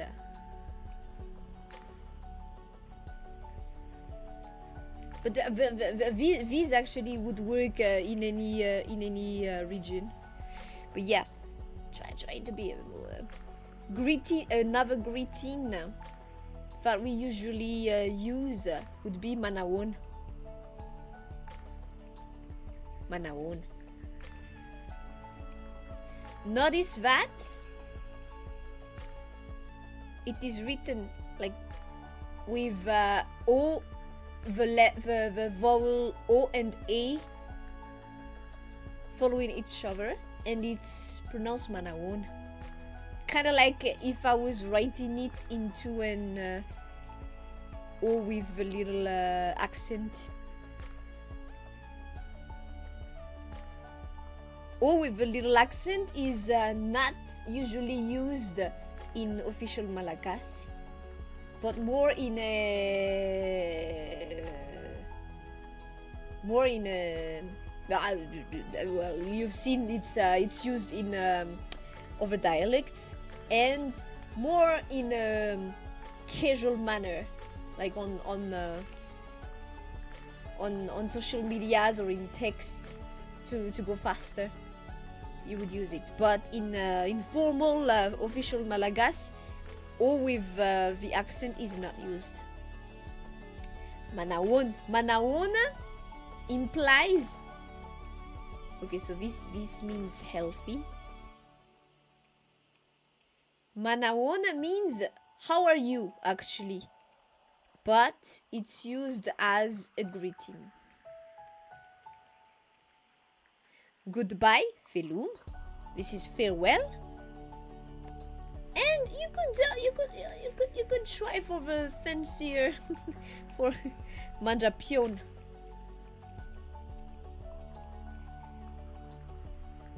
See you again.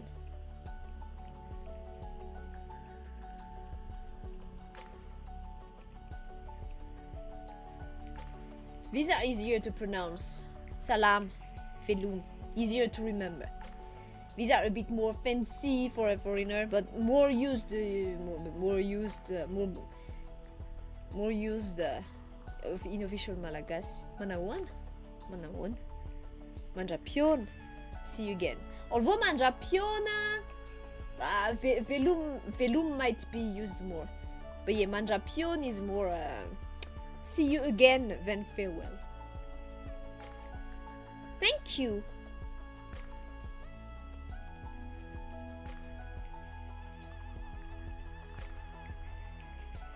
Such.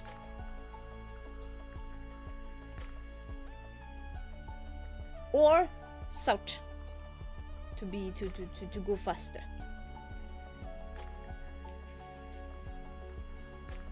This is like literally yeah. To thank. Gratitude.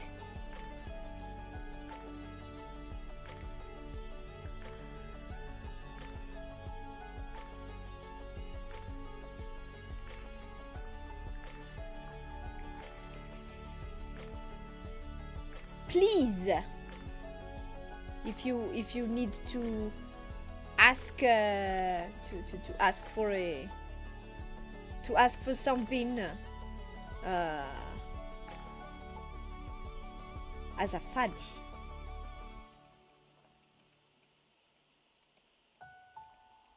As a fad would be what could be translated to please. But as a fadi fad is that's a concept. That's a more complicated concept. The fad is basically stuff that is forbidden. There are many things you need to be like. If you were to visit Madagascar, pay attention. If someone tells you, it depends on the region, it depends on the place you are going to visit. Like this usually applies in more rural places or in more in more rural places. If you go into touristic spots that are still that still have some very traditional customs observed in them, pay attention, because people will instruct you to not do certain things. For example, maybe you will be asked to not wear red clothes or to not wear gold jewelry or to not point with your finger. Those are what are called fad usually, something forbidden.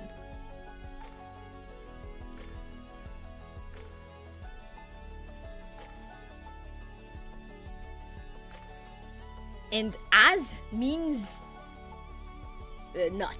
it's what's it called? It's as is a negative.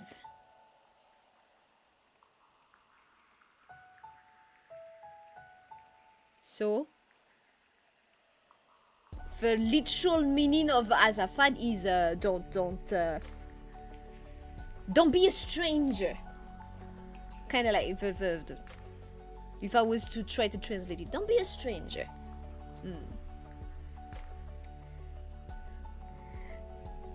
We're on the topic of fad still.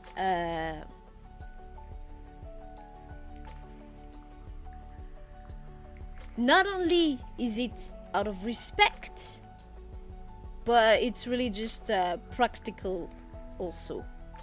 Because, do you remember when I was saying Malagasy curses are very powerful? I'm not saying it as a joke or anything. It's true. You have to be really careful.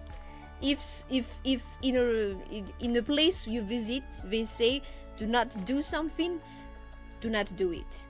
Do not test your fate, because it will come bite you in the ass. There have been many instances of like people, not just foreigners, like even people from other regions visiting on vacation or something like that, being tourists themselves in the region.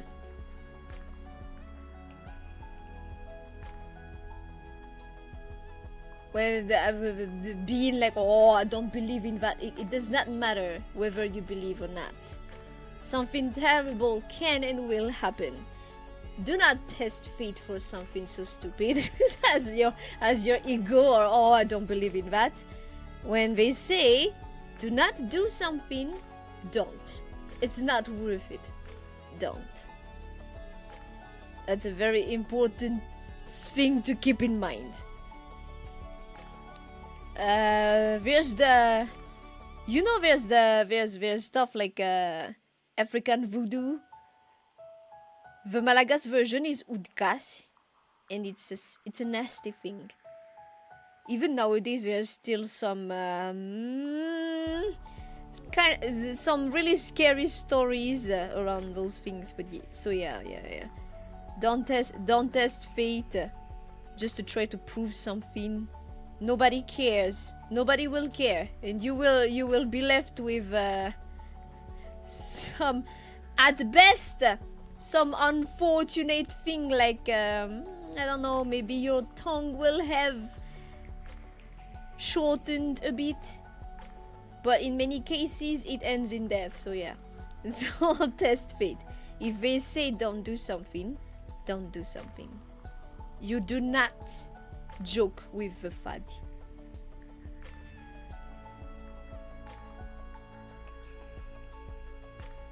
Okay, I sound like a mother trying to to scare her kids, but yeah. Okay, do you have other words, other topics you would like some you would like to know a bit? You would like to find some kind of funny translation too? Tongue twisters, phrases we may overhear that could be things we want to look out for, directed at us. Yeah. Okay, so I'll just continue this. So please, as a fad, if someone says Tanjim,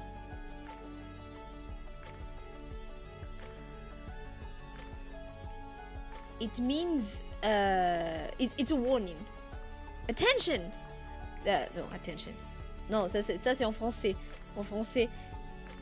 In French, it would be translated to attention. It's a warning. If someone says Tanjim, they're warning you.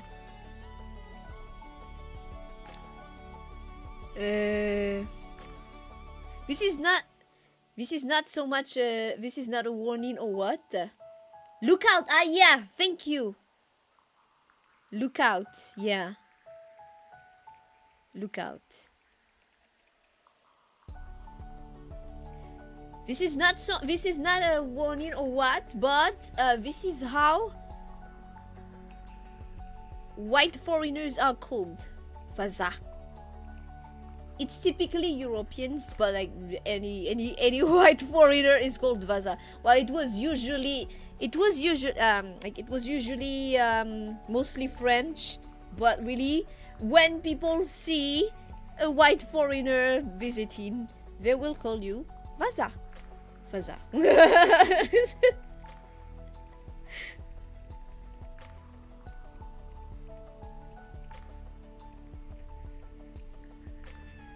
Just like any other word,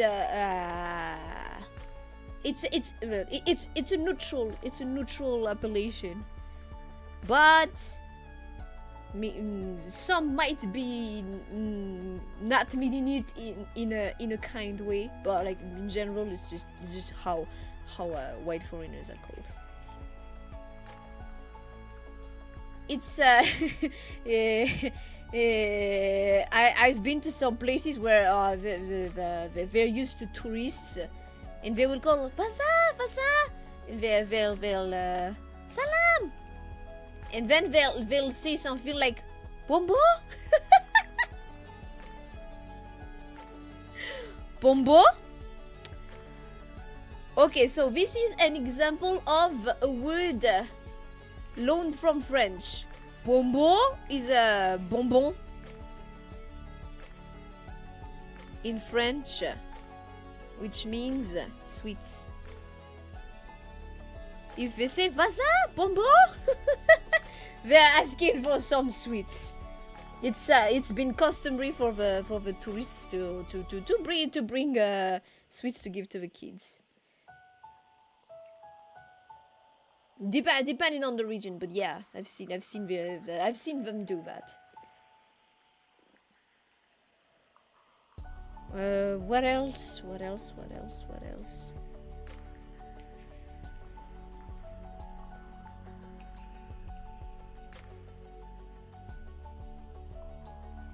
Well, there are not really very dangerous animals here. Like I said, the biggest animals you would find here are zebus and crocodiles, but crocodiles are not, it's not something that, crocodiles are not animals that you will find anywhere. There are some specific regions they are in, and maybe in crocodile farms, but it's not, you would not find them everywhere. There's a city that is called Marfwai in the northeast, which literally means many crocodiles. That is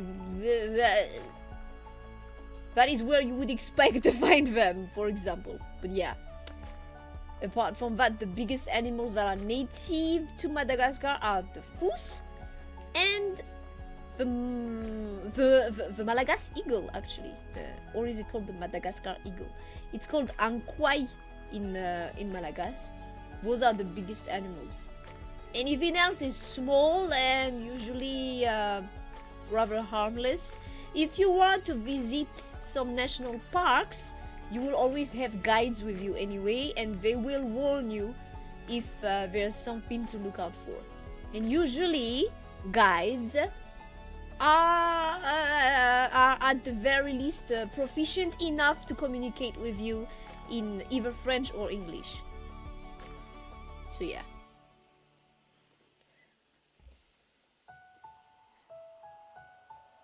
It's if you were to visit, especially if you were to like go to certain more exotic places, like, oh, I want to visit Vtsinger, or I want to visit a forest with lemurs, you will be going with a guide. It's highly recommended. It's then they will not just let you go all alone. So yeah, a guide would be helping you, be able to understand you and translate for you if needed. But it's always nice and it gives a good impression in general if you were to remember to say even just basic words like salam, manamon, velum, salam, velum, soch, as a fad. What else could be soch? Yeah.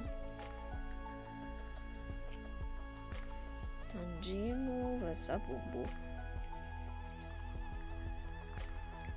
Nothing else comes to mind as far as stuff that you should keep in mind.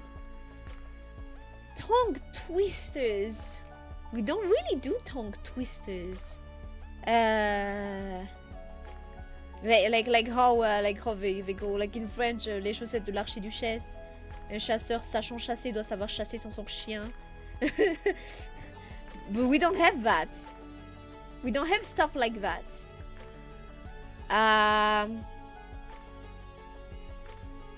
Stuff that is impressive in Malagasy speech are like the kabar. It's an art, the art of speech, the kabar, and it's it's a long speech that has some very I'm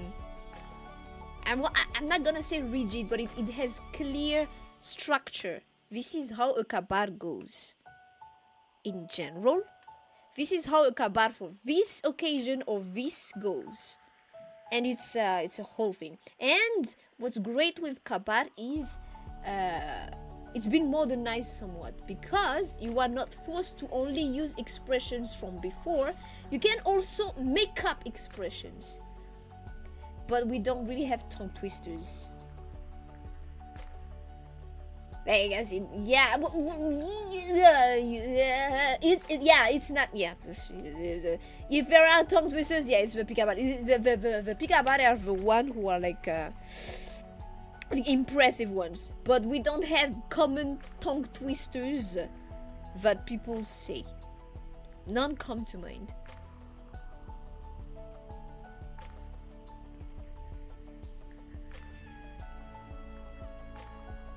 But listening to kabar is really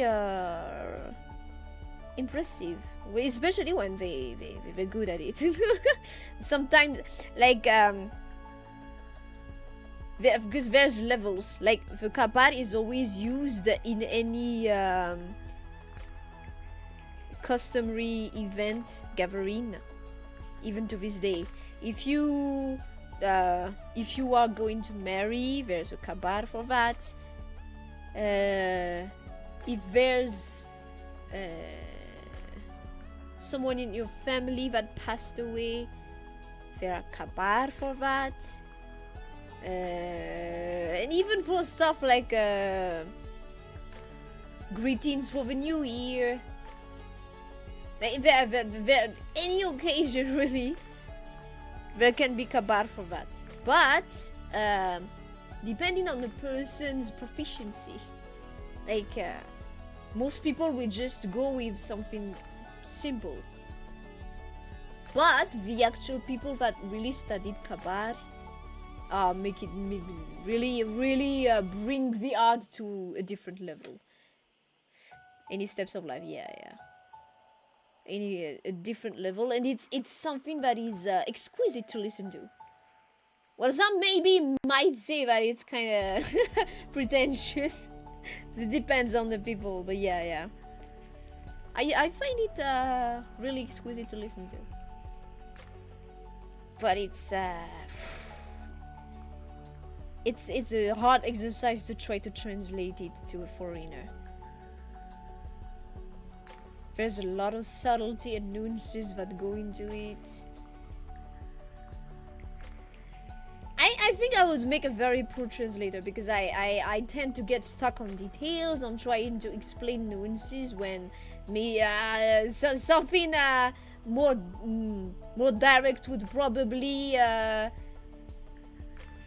bring across the meaning, but not the form. And the form is all as much a big part of a kabar as the meaning. So yeah, I think it would be a disservice to just go with one. But that means you take like twice as much time to try to translate the kabar.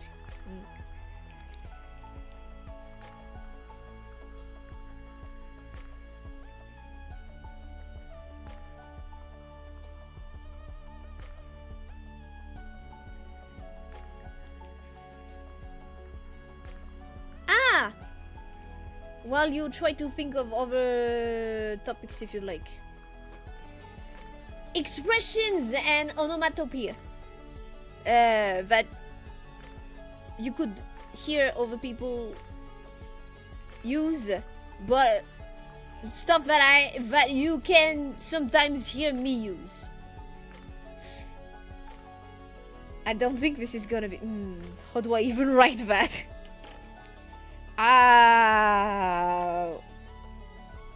Well, this is not really onomatopoeia, because onomatopoeia is a way to write down a sound, approximate the sound of something, right? But this is not to approximate anything, really. It's more the sound of the sound of a quiescence. Sound of acquiescence. Is this the word? Acquiescence. Yes. The sound of acquiescence. I have no idea how to write this. It's basically it's to say yes. Yes is in. This is the formal way of writing the word in. But you will typically hear people say yeah.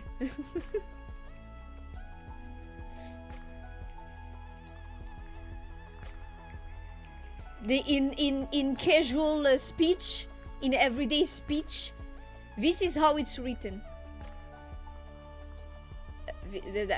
This is how it's said. Yeah. If you ask a question and the answer is yes, they say yeah. But in is the written form. Like a defeated yes.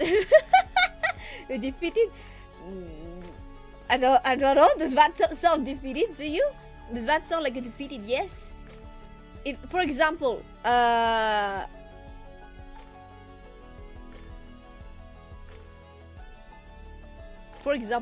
question is Yinabari. This is why I say it's very close to Japanese, because it's literally the same thing in Japanese. If you want to ask someone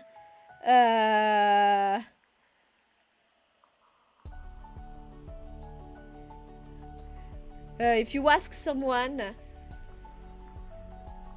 Gohan taberu? Do you wanna eat rice? Yinabari.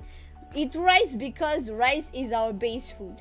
So basically, yinabar does not necessarily always mean that you are eating rice, even though most of the time it's the case.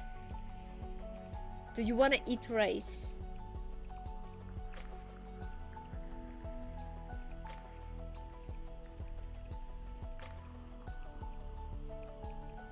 This is a very shortened, this is literally just eat rice. It's implied Yinabari. The way the emphasis, the sentence goes a bit, the intonation goes a bit, Yinabari. That implies the question. the answer would, if you say yes, the answer would be ye. Inambari? Ye. The Japanese no is the Malagasy, yes. Yeah, because in Japanese it goes e. Ye. But yeah, ye. Ye is yen. But even saying ye, it's already a lot. There's a sound to say that I agree, that I acquiesce. And it's like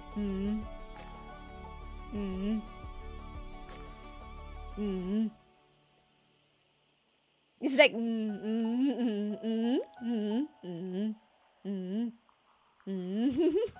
a kind of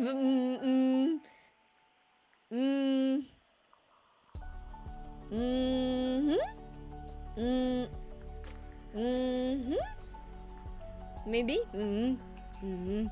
See, if I go that's a question. There's an interrogation there. If I say it's firm, it's there's no question. That's the sound of acquiescence. If I was to say no formally in the written form. Okay, so sound of refusal.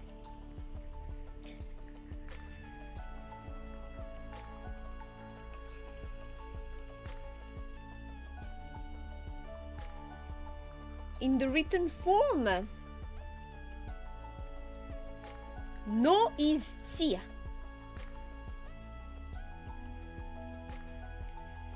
Tsia. And not is tsi. Actually. For example, if you want to say it's not oh wait, it's not inare. It's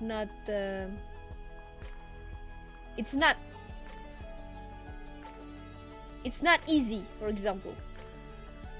If you were to say it's not easy, you would write it simur. Simur. But if you were to say, is it easy? No.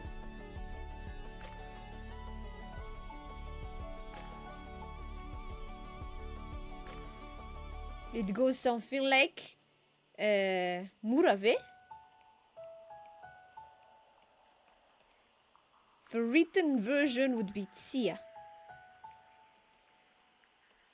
But you won't hear anyone saying Tsia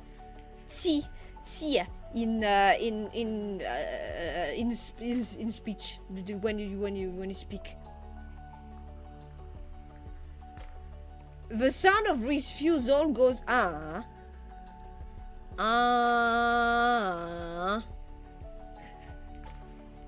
There's not even a like, for example, with yen, there was ye. That's used, but when someone is refusing, you will usually hear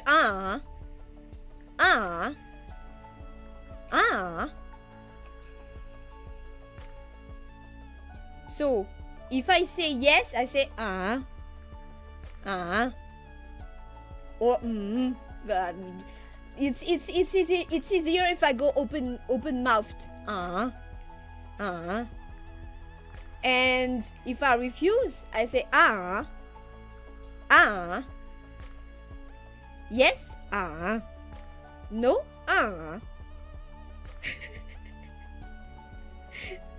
Can you grasp the difference? Very similar to English? Okay. That's good then. Is it? I don't know. I don't know. Just with noise, the full meaning of something has been transmitted.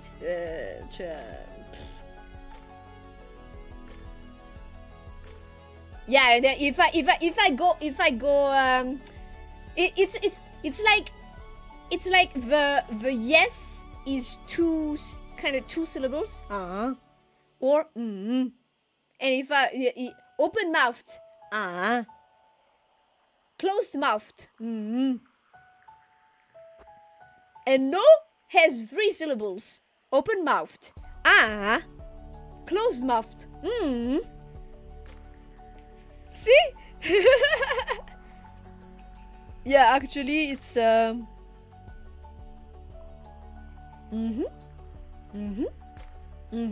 yeah, true. I think in English you have that too. I don't know if it's in English or it's just because I use it in Malagasy and I just went with it. Or and this goes I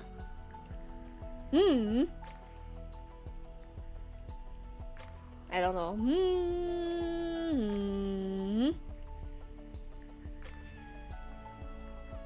3 syllables versus 2 syllables, I guess.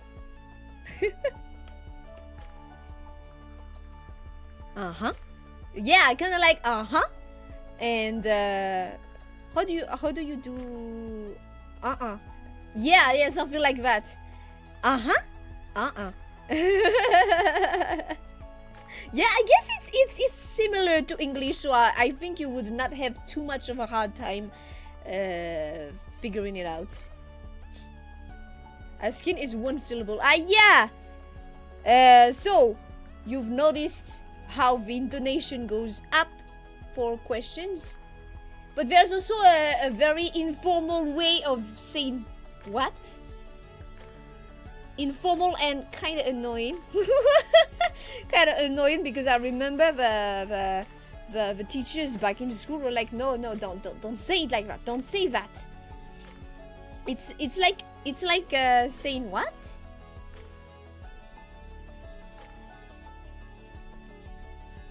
And it's literally just kind of like in Japanese, but it goes in English too, there's At least these are pretty universal between these languages that I know, I guess.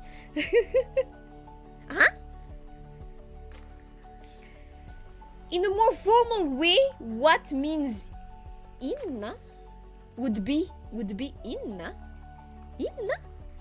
But most of the time you would hear people just say But it's right. It's almost on the cusp of being rude. almost on the cusp of being rude. It's very informal, kind of. You would not use with in a professional. You shouldn't be using in a professional capacity, for example, in a professional context, for example. It's very informal. Not that people, it will stop some people, but yeah. There are many people that do not grasp the nuances in speech on how you are supposed to address someone in what kind of situation. So yeah.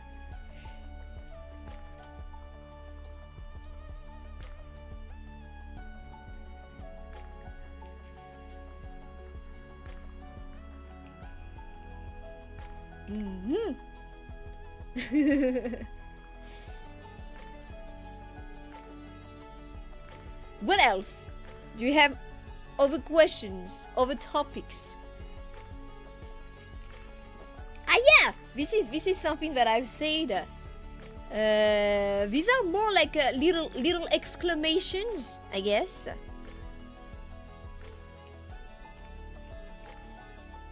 That I have let out on occasion during some streams, during some when I was playing some games. There was that notable moment when I was playing Uncharted 4. Nate was in the Malagasy market, Malagasy bazaar. He bought an apple and he started eating it. And then he just threw the apple bone. How is it called? He just littered the absolute asshole. And when I saw that, I let out an Andrzej? Andrzej?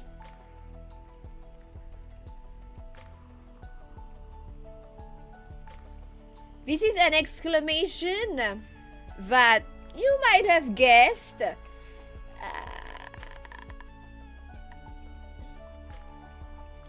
An exclamation of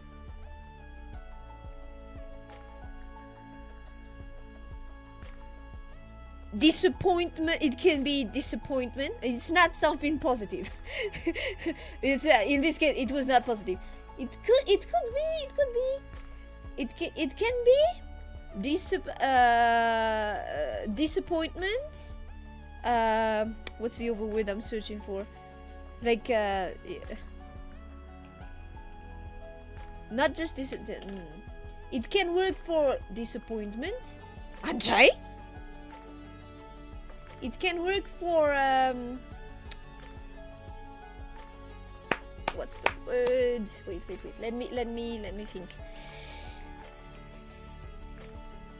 Like your le désarroi. C'est quoi déjà le désarroi en anglais?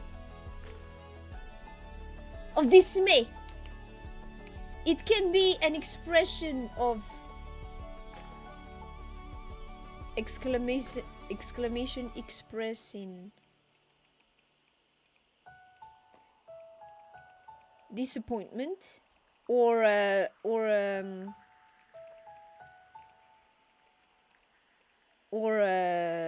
disagreement.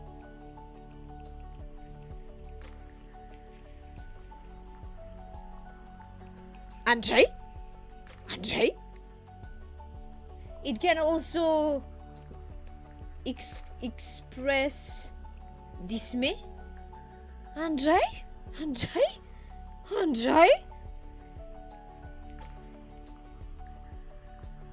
I guess it could be used for surprise too. But I would mostly use it for these. Andrzej? Yeah, that can be surprise too. And there's another one that is kinda the same. That's ridiculous, that's amazing. Okay. Okay. And there's another one that I've been using. Woody.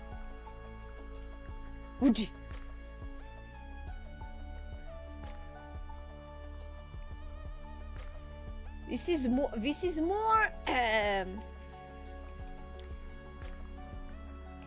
to express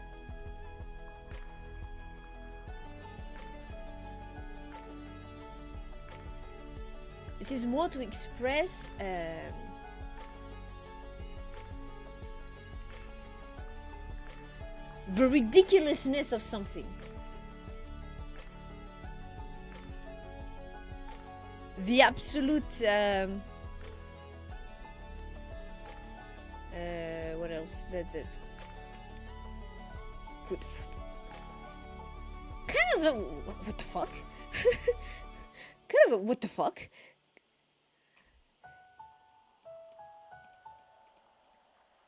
Kind of a what the fuck thing.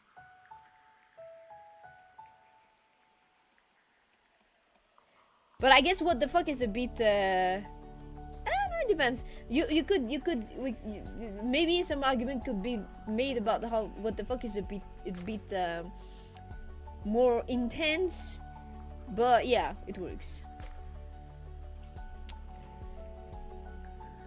That's ridiculous, that's amazing.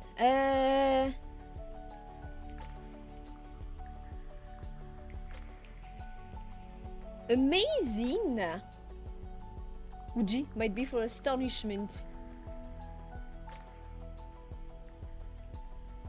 That's not how I would typically use it. If you hear me say Uji, it's usually like Uji. But I guess some people would use it differently. See, for example, there, it's not such a one tone thing. I wouldn't use Uji for astonishment. I always use it in a Uji. But yeah, it could work for that too. Amazing.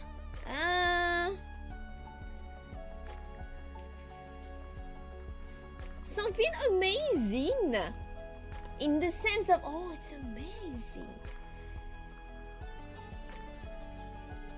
In a more formal way would be something like magag. This is very close to the literal sense. Mavarin.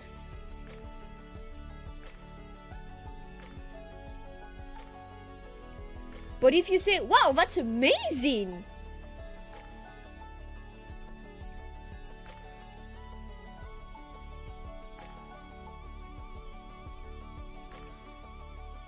it would be something more like Mlay? Wale, Mlay pe?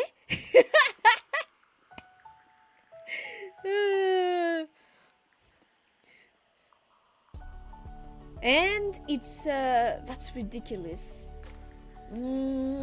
Okay, so something that evokes the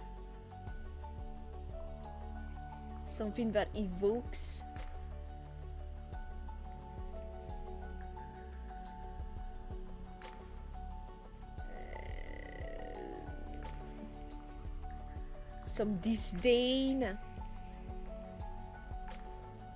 or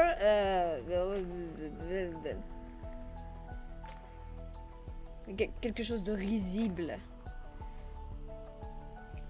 something laughable, maybe. If I was to go with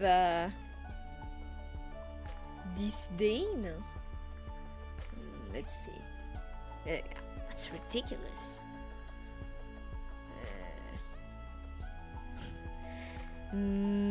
How could I what expression, what word could I use for that? That's ridiculous.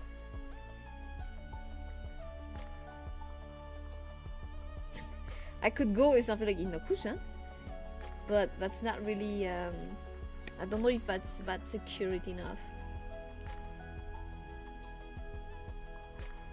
Inakusan is more like what the hell is that? Yeah, we could say that the villain is similar, but that's not really it. Aizakue. Ah, yeah, that's more disbelief. So, what the hell is that? To imply to be close to the, that's ridiculous. In Nokusan.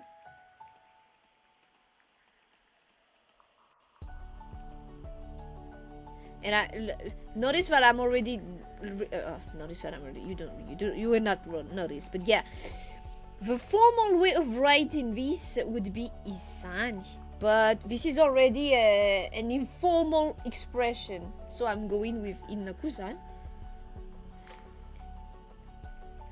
Aizakue, that's more like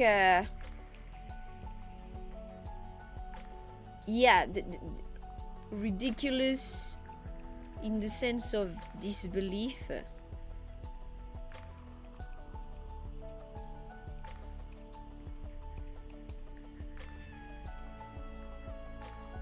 Aizakue.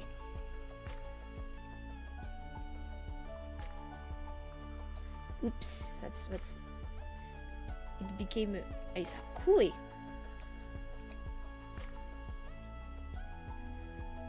in accusant, they really ask, what is that? I added what the hell because I feel like it adds to the feeling of Nakuzani. We tend to add e or a to the end of our sentences, expressions quite a bit to like add emphasis to the feeling that we're trying to get across. What else is a kue? Eyes literally means where, but that there's no use literally translating this. Yeah, this expresses a sort of ridiculous. That's ridiculous in a disbelief with a feeling of disbelief. More implies disbelief, like eh? But yeah, no, that works too.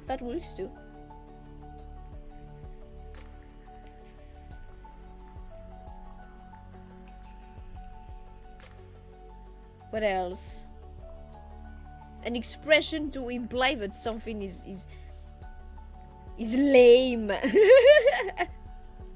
Well, you could go with a very simple adding not in front. That is very valid, very legit in Malagasy. We don't necessarily have an antonym for every word. We just add tsi, which is the negative in front of it. Something that is lame would just be something like Tumlay Kuzan. Tumlay Kuzan.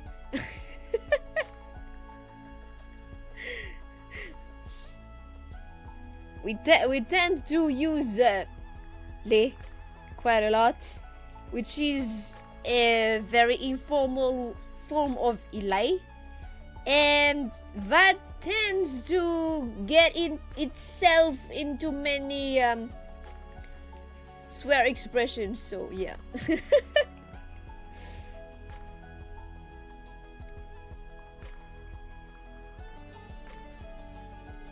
Also, what else?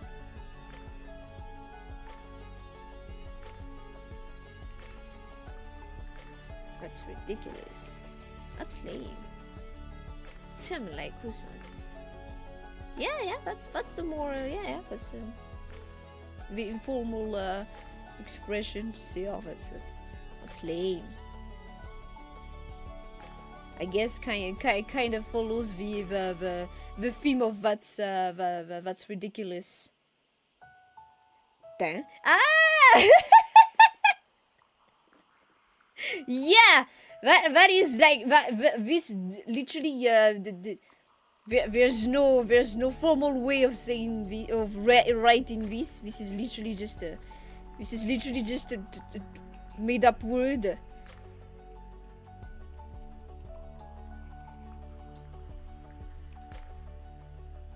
Damn.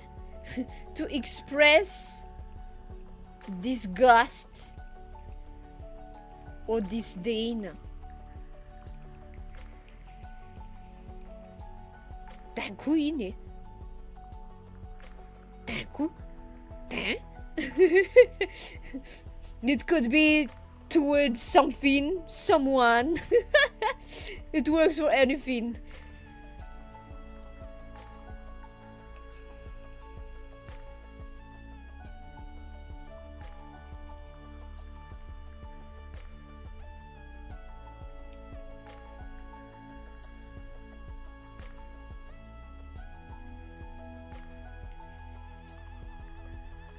I guess, yeah, that's starting to go a bit further, but yeah, works.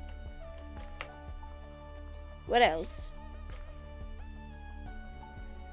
What else would you like to know, or what else do you think could be interesting? What about sarcasm? Is that expressed with intonation or certain endings? More,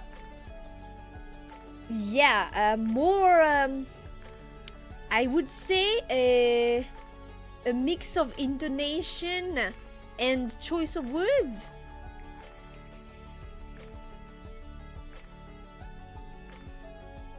More into intonation. More into intonation. Why am I not moving anymore?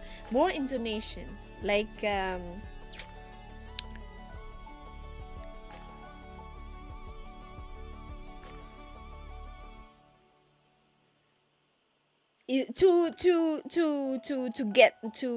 to reuse the example from earlier. Mlai.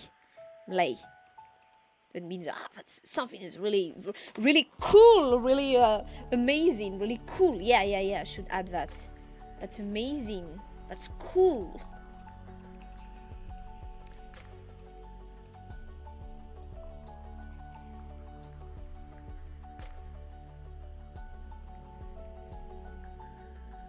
I could say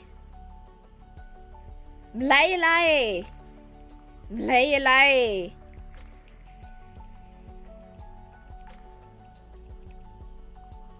As in, you're cool, bro.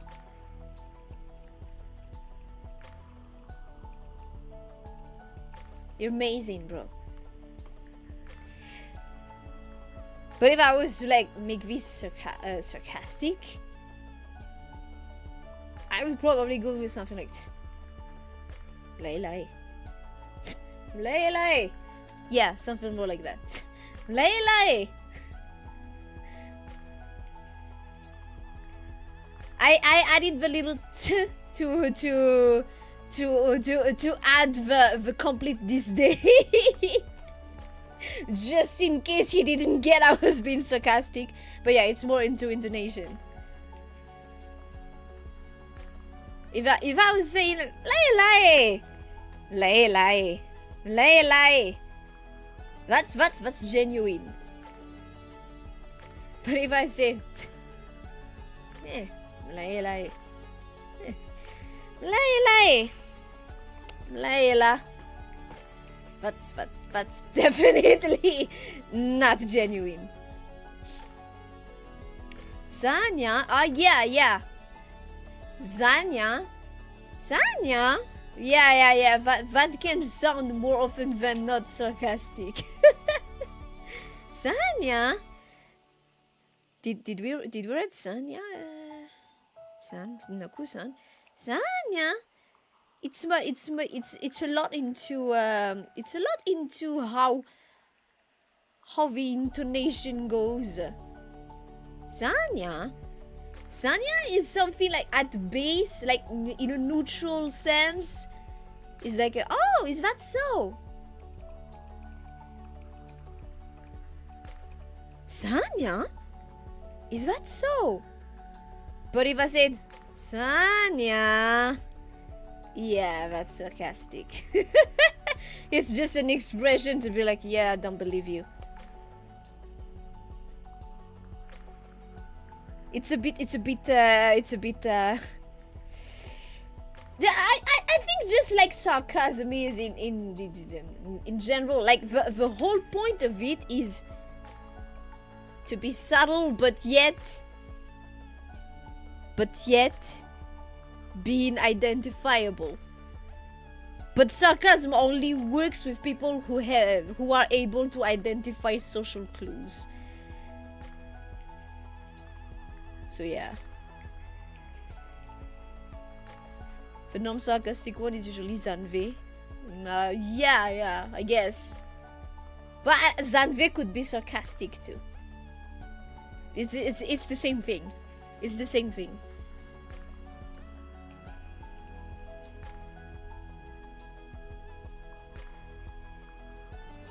Zanve could also be a bit more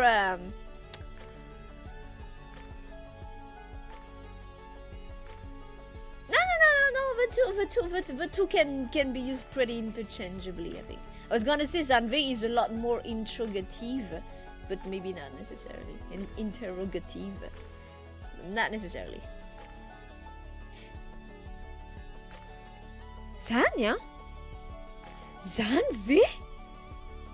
Zanve could go with a more the clear intonation of being an interrogation.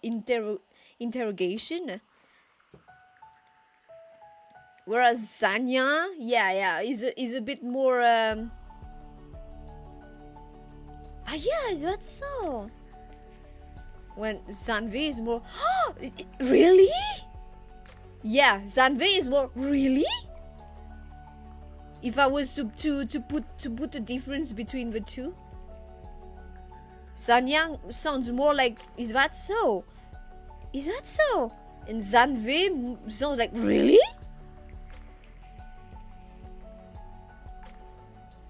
But you can make both sarcastic. Zanya. Zanve.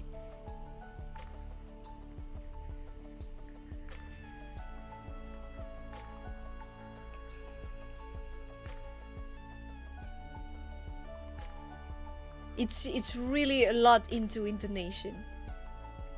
When you really listen, when you listen to it, it's very musical. It's very musical.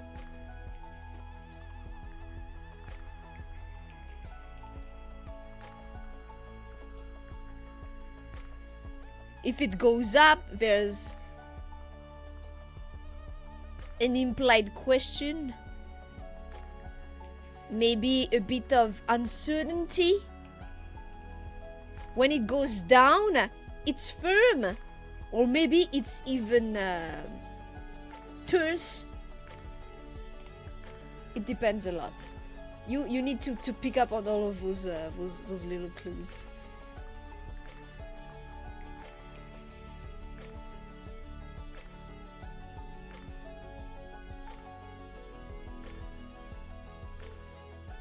I wonder, like, I know there are Malagasy YouTubers, but do we actually do sketches in Malagasy, or is it always just in French? Are there some Malagasy YouTubers we could listen to that make sketches in Malagasy or something like that? Maybe not necessarily on YouTube, but on Facebook there are many. Or many, well, there are some. Maybe not necessarily on YouTube. Always, I don't know. But on Facebook, I know there are some that make funny sketches, and that would allow us to listen to them. I don't know who to try to find to have a. To show you guys. In the meantime, think of over words or topics or expressions you'd like to know.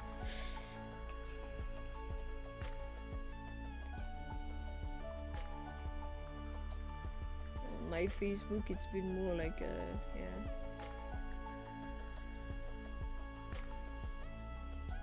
Yeah, this chick. Does she make sketches still, or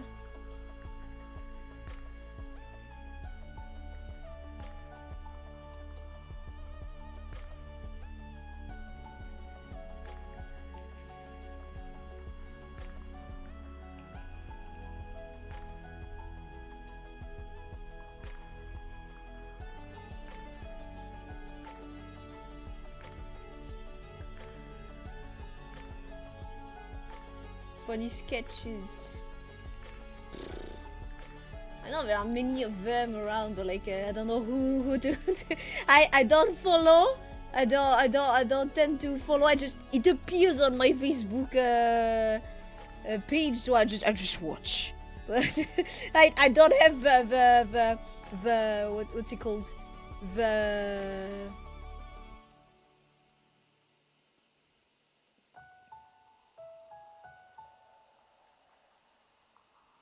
Well, to begin with, this is my page. So like, who could be funny to listen to? Expressing exhaustion or tiredness. Okay.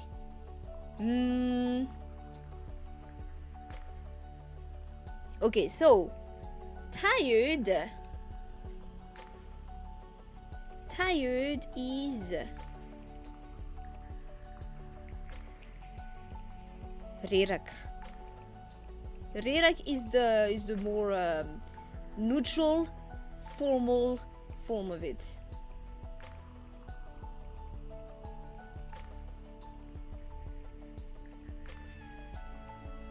Falak would be the informal,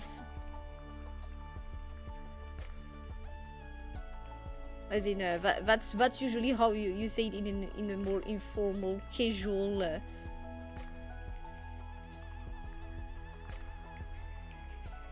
context. But Valak seems to imply more exhaustion,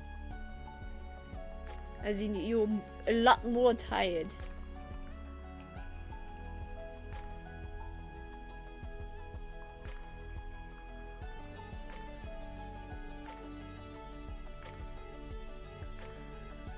And if you've noticed, I said, Rera kasanle, Fala kasanle. There's always the sun.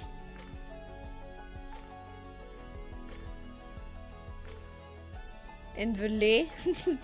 This is already kind of going into slightly sweary territory. But yeah. Slightly sweary, but not really. Kinda. Malagasy equivalent of c'est la vie. Ah.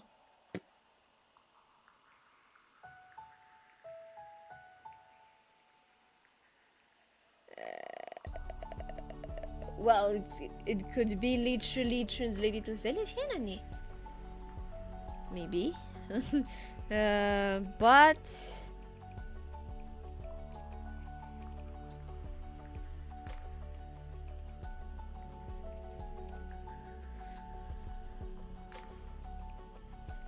we've went into super informal writing.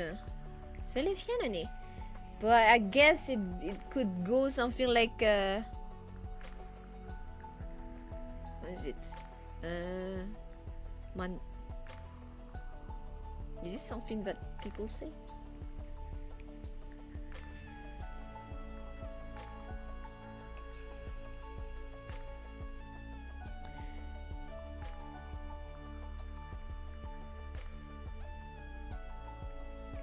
Well, this is more, it's not so much the expression, but more the philosophy. The philosophy, kind of philosophy. Le mouramour. Mouramour. Mour means easy. When people say mouramour, it's just take life as it goes.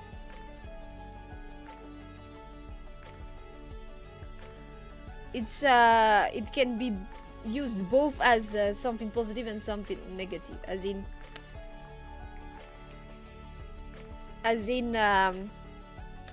it can be used to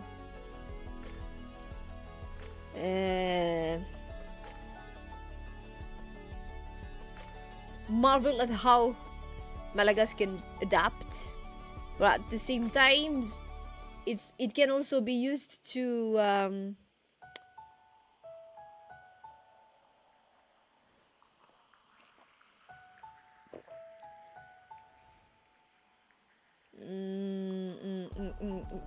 bit like condemn how Malagasy just a bit too passive.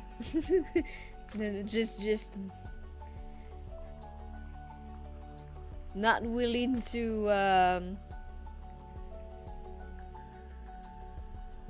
go for something better. Maybe there's a middle ground in there somewhere.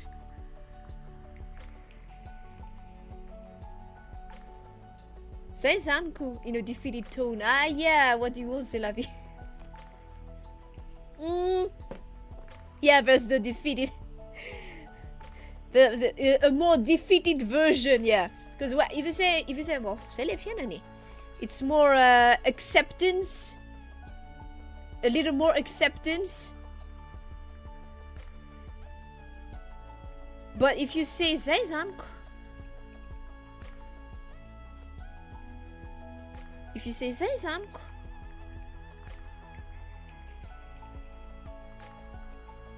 it's more, yeah, it's more defeated. Sometimes you're just tired of muramur.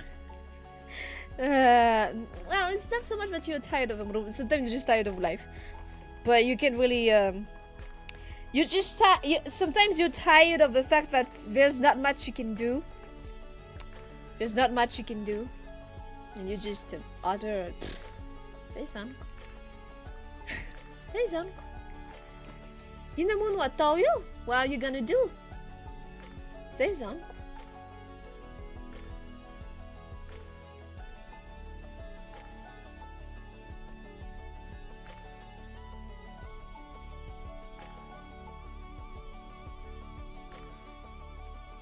A more positive way of saying it is entmur, I guess. Like, this is defeated. This is defeated. This is less so. And there's entmur. That is a bit more positive, as in is more positive, as in just take it easy. Take it easy.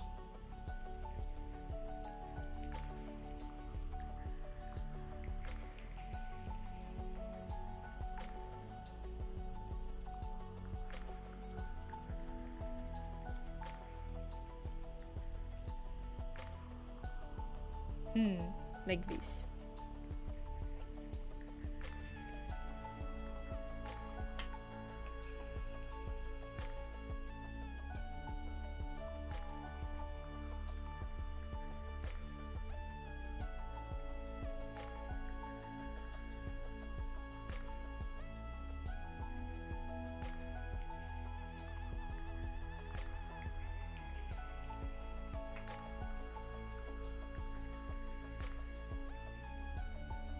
I've been writing all this time, but were you guys actually able to read whatever I was writing? That's just what do you call it? It's just like a habit from school. I write stuff, but was that on a, how do you say it? I was gonna say edible. No, that's not edible. Readable. Thank you. Ah, okay. I'm glad then. This I've been talking with it too, but yeah. Okay. I've tried to write big too, so it would be more easily understood, I guess. But yeah. Honestly, I don't know who we could try to watch. Someone I've randomly seen.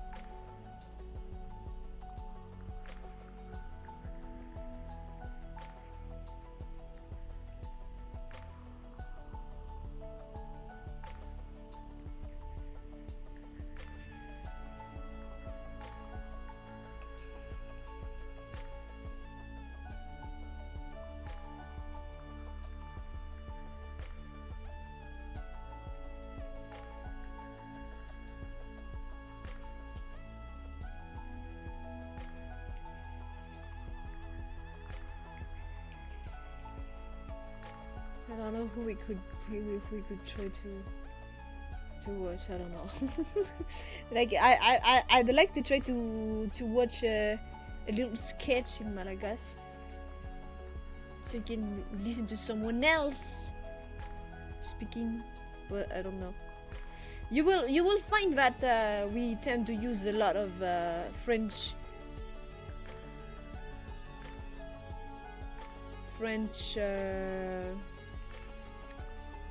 words.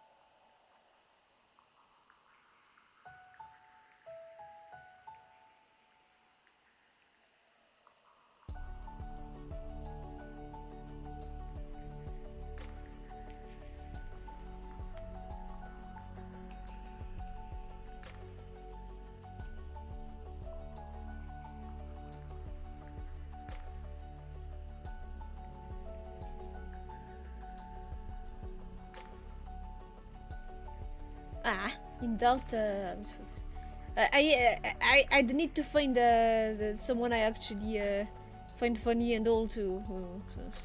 I'm not gonna show random words I don't know what. Let's not go into that.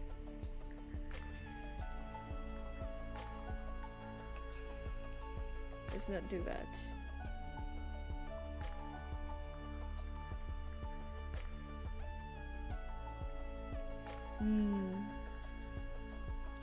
Okay. Do we have more words, more expressions you're curious to try to have a Malagasy version of?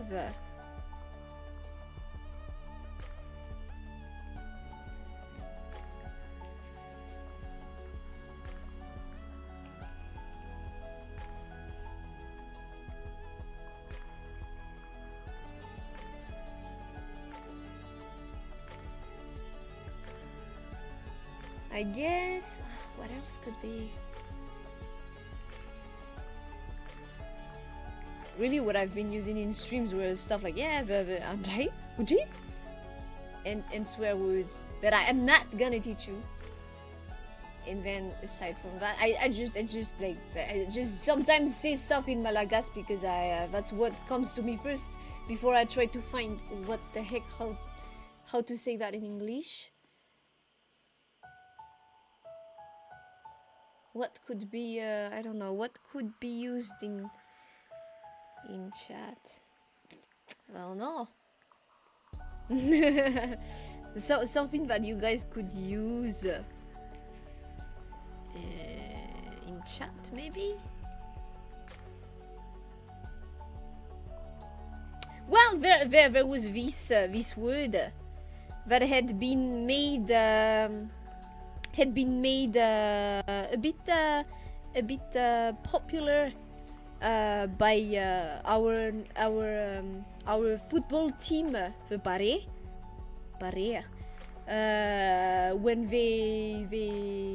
when they first broke through the quarterfinals in the African Cup. Alefa.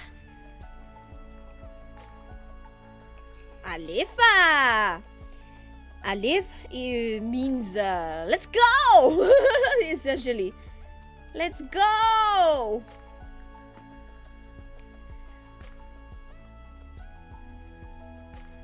That's an easy expression.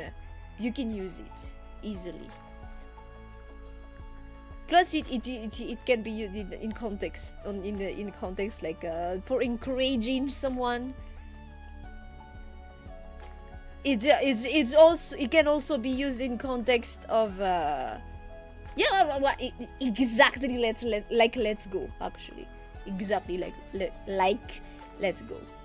It's a pretty accurate translation of the meaning.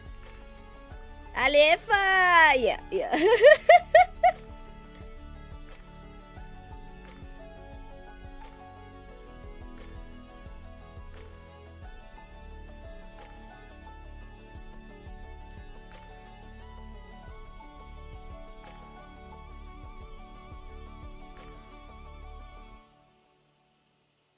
What else? Well, this would be for hype. I guess a version of don't mind. Tsmanin. There's an exception that goes. Tsimaninho fareveu. Tsimaninho fareveu. Which literally means don't mind, just enjoy. Yeah.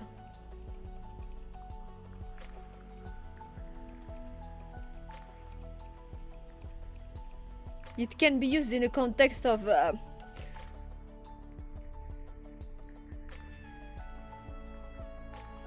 like, for example, in it can be taken as encouragement for say, I don't know, for example, for a team that is in a position where they need to keep to catch up to their adversary, but it's also kind of used in a taunting way towards the adversary. So there's both a sense of encouragement and taunting that can be gleaned from this.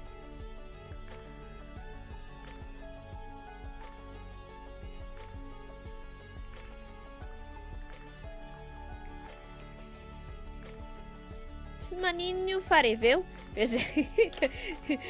when we were kids, I remember kids singing that. Timaninho fareveu, Timaninho fareveu. When watching sports matches. So wait, there's that too. What else? Arlefa. What other fun expressions could be used too?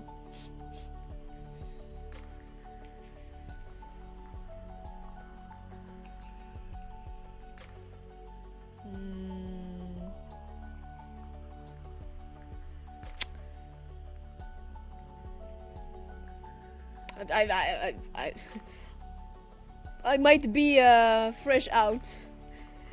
I don't know anymore. I don't know anymore, guys.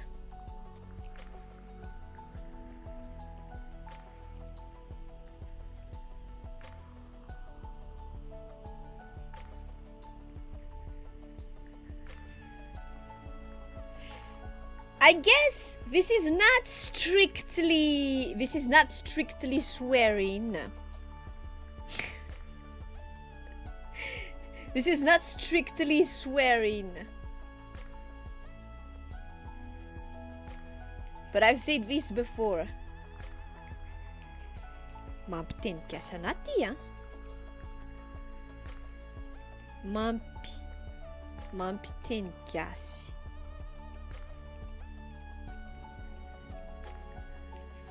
Anaty, hein? Mampiteny gasy anaty, hein? Or a variation of that. Mampiteny gasy, hein? Ana would be the like me. The formal form is ai. Mampiteny gasy aty, hein? But usually people when we spoken Malagasy, it goes like ana. I don't know why. It just is. I don't know how this came to be. Mampiteny gasy anaty, hein? Literally means you're making me use Malagasy. But like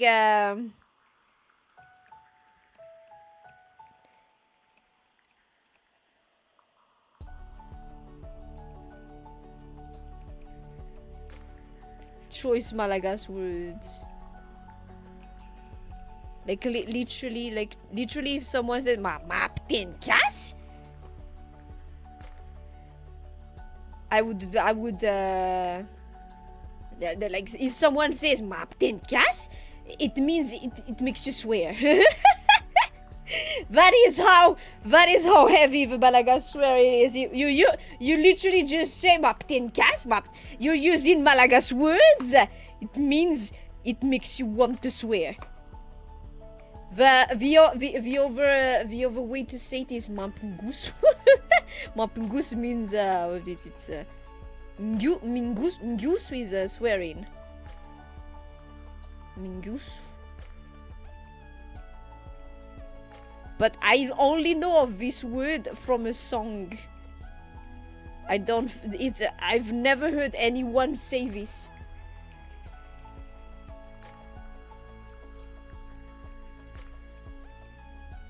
I know this from a song.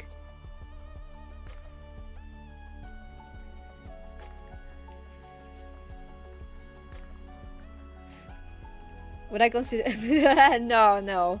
Laitier. That's just a cute little expression to express your annoyance. Laitier.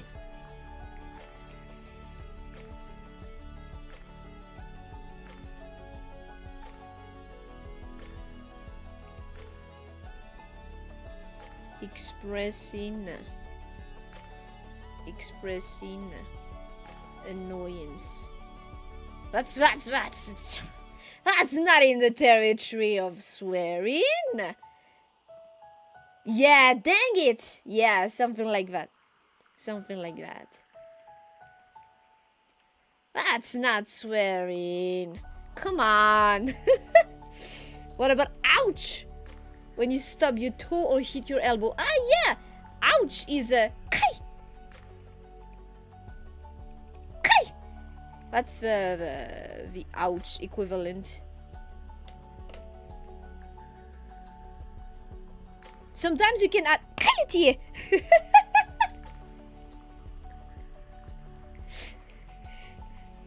This would like if I was to like try to write it correctly, it goes something like iti a and a. You are adding a or a at the end of a sentence or what is to add more liveliness to the expression.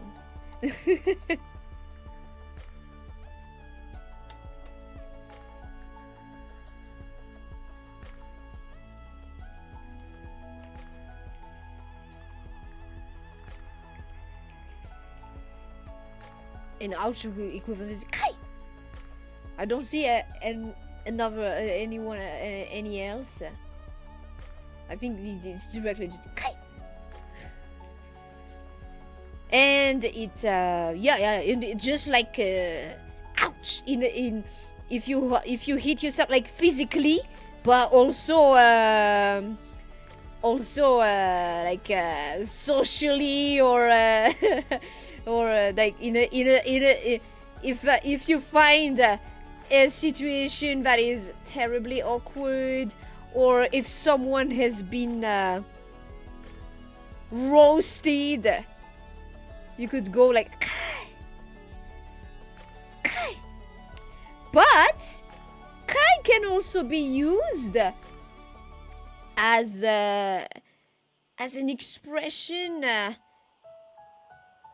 of like if I was eating something. Yeah, like oof. Oh. Yeah. If I was eating something so good, or so like it's an how do you say it? It's to express something a bit on the extreme. Kai, tsarape. Oh, that was really good. Kai, ratspe. Ah, that was really bad. So it can be used to express extremes too.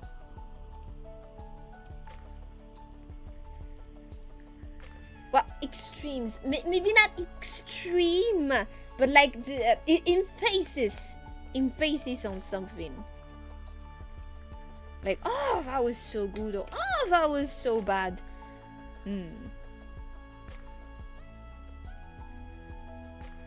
Any words where the English word is considered inappropriate for a young audience, but the Malagasy version is fine. Huh. English word is considered inappropriate for a young audience, but the Malagasy version is fine. As in, for an English audience, it's inappropriate, but for a Malagasy audience, it's fine. Is that do I understand correctly what you're asking? About swears. I stopped moving again. Why do I always stop moving? Talking about swears. Well, I don't know. You tell me. For example, is dang it something considered? Damn it. Dang it. Is that, for example, considered inappropriate for a younger audience? Because kids will say that.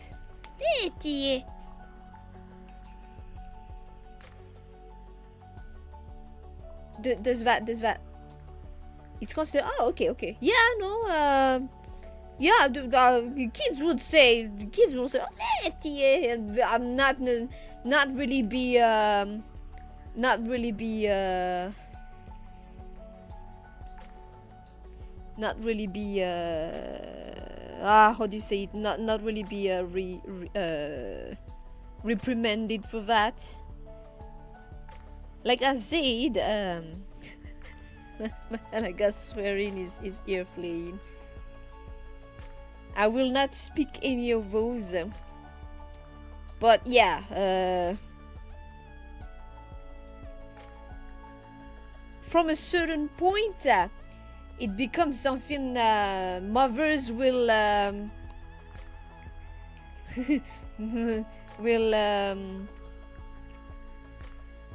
discourage the fathers to use. Basically. Laitier is pretty tame. Like so tame. It's cute. Honestly. The stuff that could go past the mouth of could go out of the mouths of kids from listening to adults is so much worse than that. Mom is gonna give you the evil eye.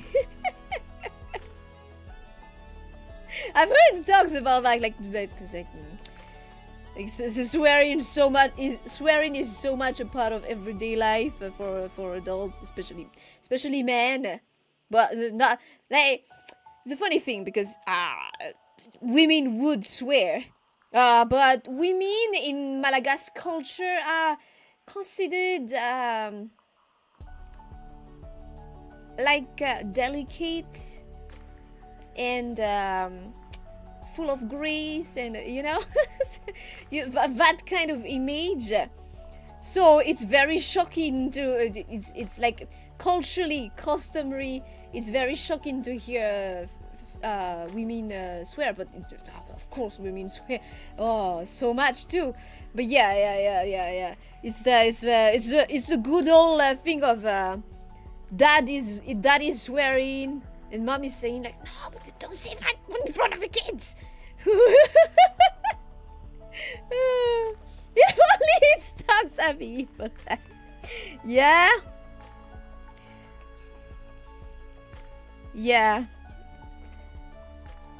Well, when it's like something that they're part of their dynamic and not toxic, it's whatever. But yeah, sadly, yeah, sometimes it goes a bit too much beyond, a bit too into toxic territory, and we cross into domestic violence, and that's not cool.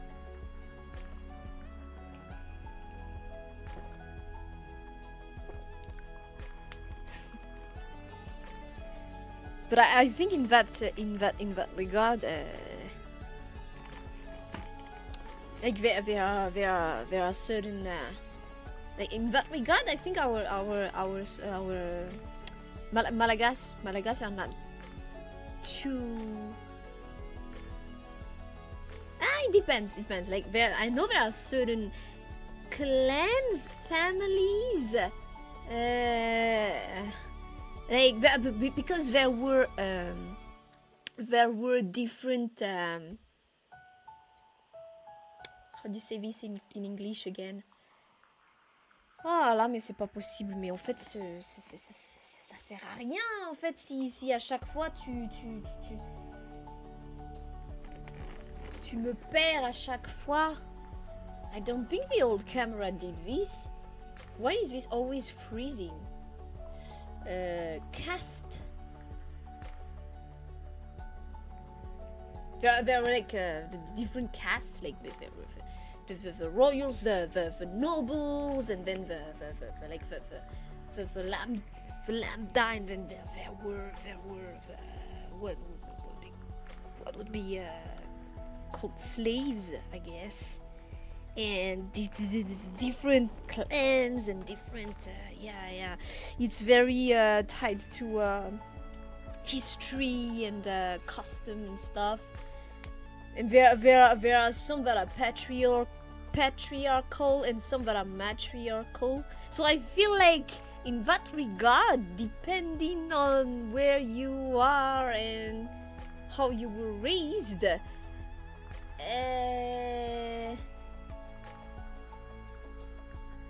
the power balance is kinda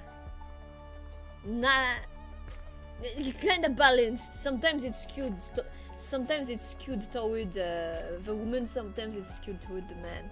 So I guess in that sense, yeah. But still, as a woman who was born and raised here, I know there are like, yeah, women are rather respected and held in high regard, but at the same time there are some expectations, traditional expectations that come with that are not necessarily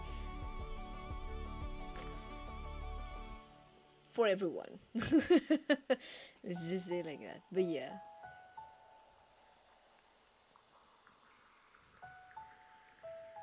You see quite many dynamics, quite different dynamics, quite many of them. It's an interesting thing.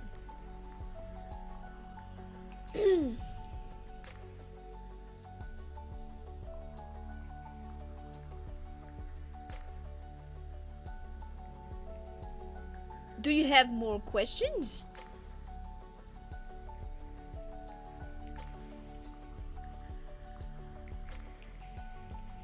There are not that many. Like, I'm drawing a blank now. I don't know what to try to teach you anymore.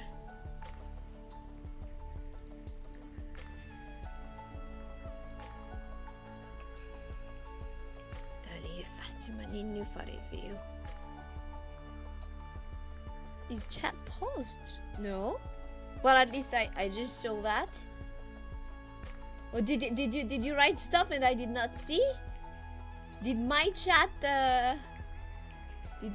lag or something?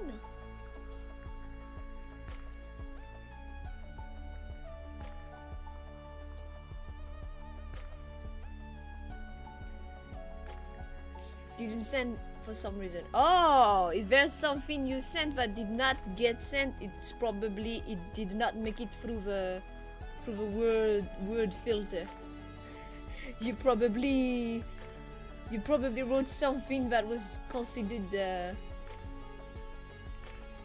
offensive for some reason, but I would not know.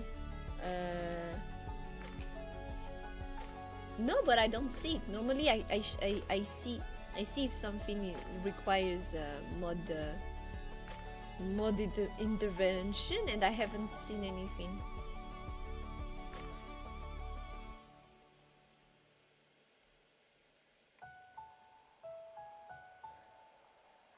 What about phrases about drinking? Drinking chants or other phrases? Ah! Okay, so the expression that is commonly used for like drinking would be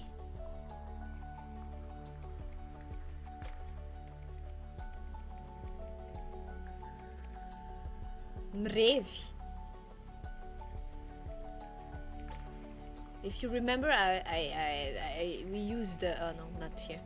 Where is it? Timanino fareveu. You can just enjoy mrevi. It implies it implies you're gonna enjoy imbibing.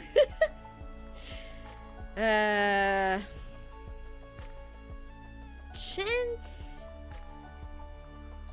none come to mind. It's just that mrevi and the root word would be revi.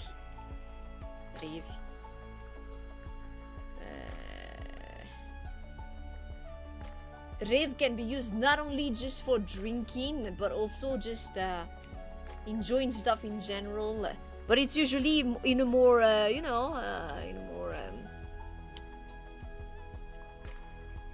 not in a more, in an informal kind of almost,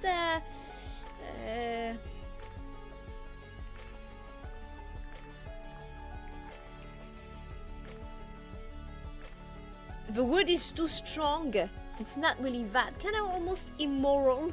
But it's not that it's immoral. But yeah, something that could be maybe frowned upon by a certain cast of people. by a certain part of society.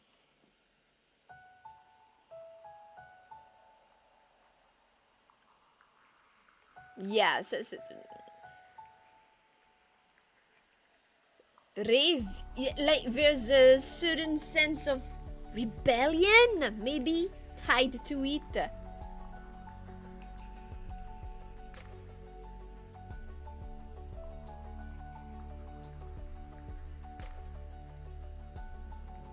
No Malagasy words for cheers, we just use it's the French chin chin, which is a funny thing to say in Japanese, so yeah.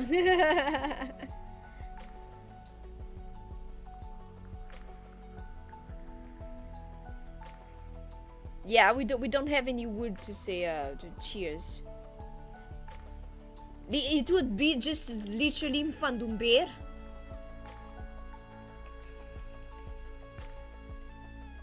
Fandumbera, which literally means clink glasses together.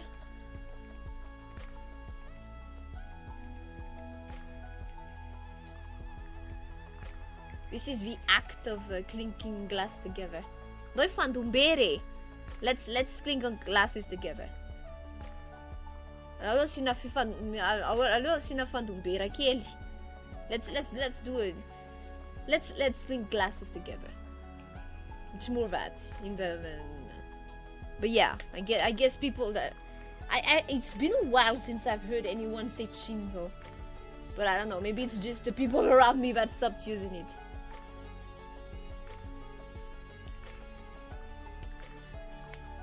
The Malagasy term would be fandumbir. And notice fandumbir. This word is fair, which fair, which is literally just a Malagasy loan word from the French verre, glass. I should probably have changed the color for when I go French, but yeah, whatever. You got it.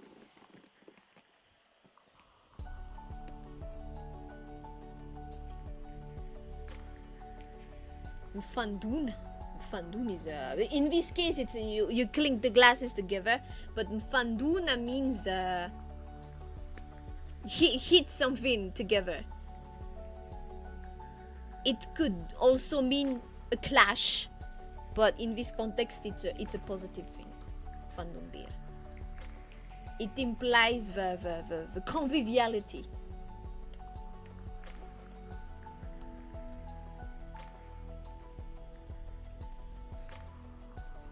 Chance, there's really no chance. I think that's not really part of it.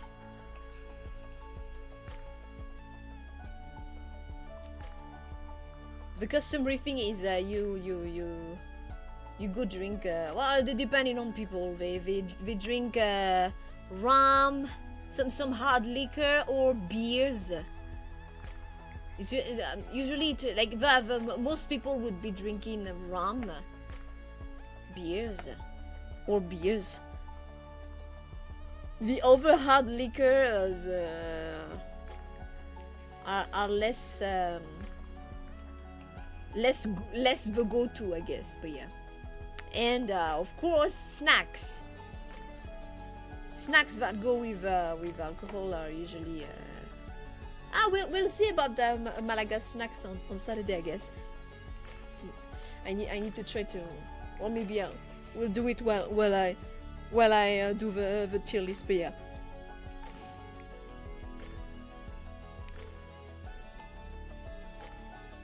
There are grilled stuff, grilled meats, grilled chicken, grilled zebu meat.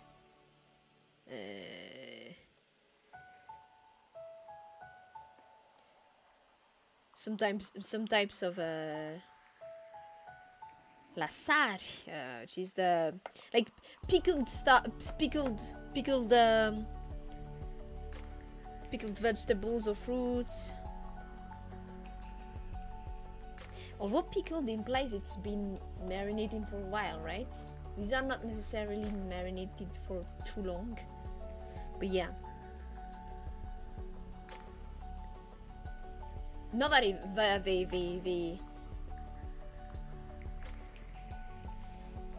they've become a bit they've become yeah, preserved. Yeah, no, it's not necessarily pickled. It's not preserved, but yeah, it's kind of marinated in vinaigrette.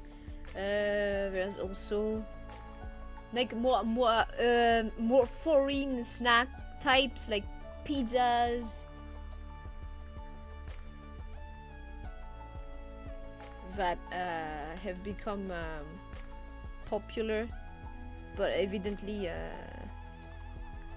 not everyone will be able to afford that. But it's part of this stuff too, I think. Yeah.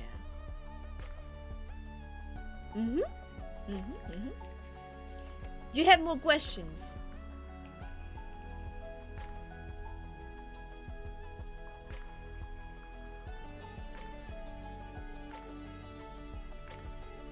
That's quite a few little slides we made. Nice. Although I do write big for you to be able to read it well, I guess. Yeah.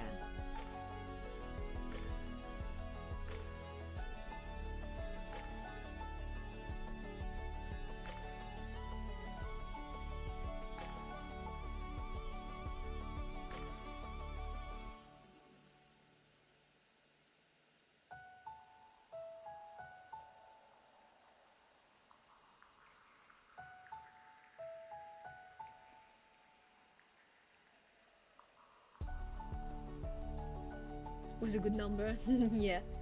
Do you have more questions, or do you feel like for now this will do? Like I said, it's barely just an introduction.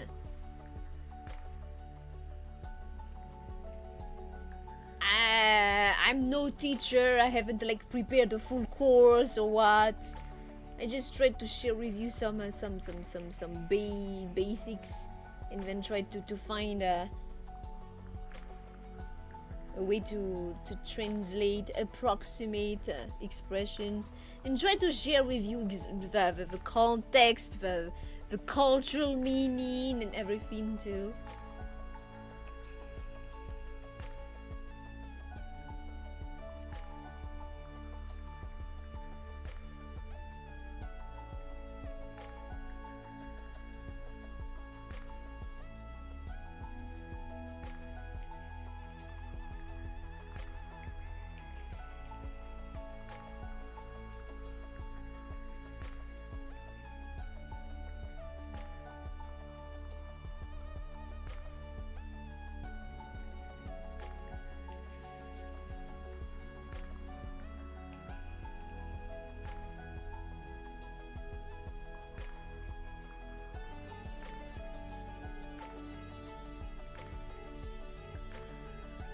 if you no longer have any questions, I think we can stop here for today. It's been a good 3 hours and a half, a bit over 3 hours and a half. Again, like I said, it's mostly just an introduction, kinda. But maybe by listening to those things, it would have become slightly more familiar to you. Ah, yeah! There's actually this one, I believe, wait.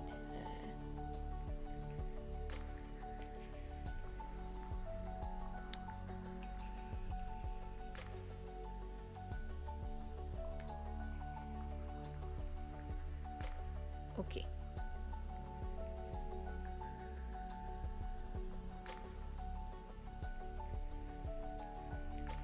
This could be interesting for you if you're interested. This would be interesting to you if you're interested. I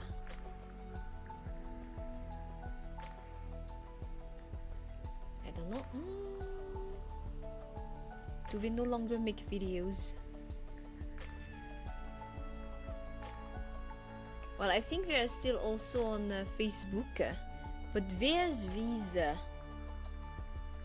think they're American, and I don't really know the circumstances of how they came to Madagascar, but they learned the language, and they're pretty fluent in it. They're called vazamtenkas. Literally, like I said, vaza is how we call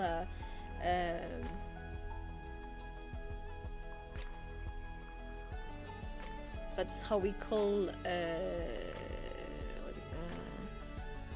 white foreigners. On Facebook they seem to still be making videos. Their YouTube channel has not had any new uploads since a year, it looks like, but they have a Facebook channel, a Facebook page on which they seem to still be sending stuff. They're called Vazamtenkas. Vazaha Mitenikas. If you're interested to check them out, they literally talk Malagasy, and they're pretty fluent in it. It's interesting. If that piques your curiosity, you can check them out. I believe they're American. I don't know exactly how they came to Madagascar and how what, but yeah. Or something, I don't know. I assume, because I feel like they have an English speaking accent, or at least that's how it sounded to me back when I first discovered them, and I thought it very cute. It's really nice. So yeah, if you're interested, you can check them out. And yeah.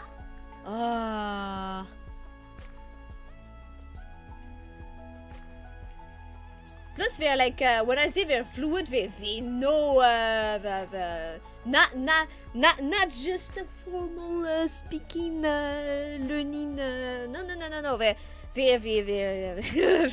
It's the everyday how to talk. They know expressions. They know stuff that even I sometimes don't quite grasp, because yeah.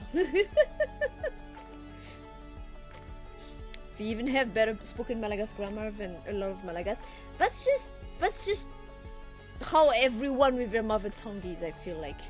Like English native speakers don't have as good a grammar as people that had to learn English and had to learn that grammar.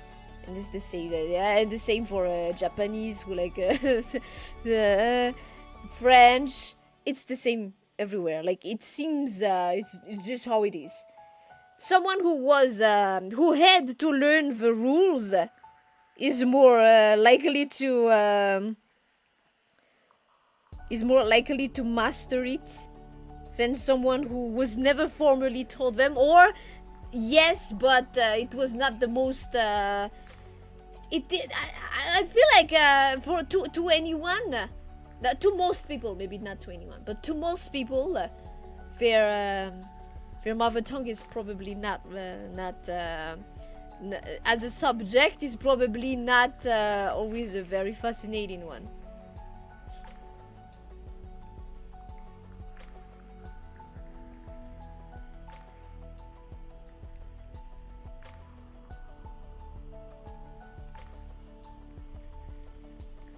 Whereas if you learned, like, unless it was an imposed subject in school, most of the time when someone pick a language, it's because they are interested in learning said language. So they will be more careful, I think. Yeah. it's just how it is. But yeah, that'll be it for today, guys. Thank you so much for dropping by.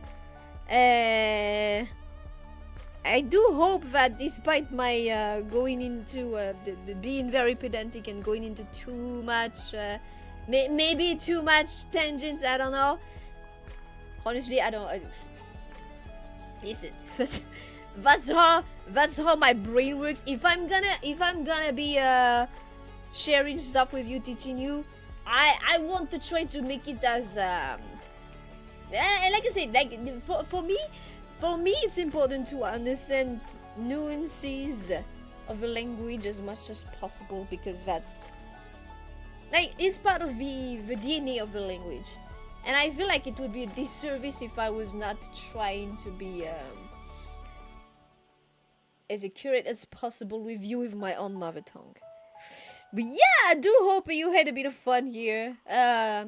Go check out those Tingas if you're interested.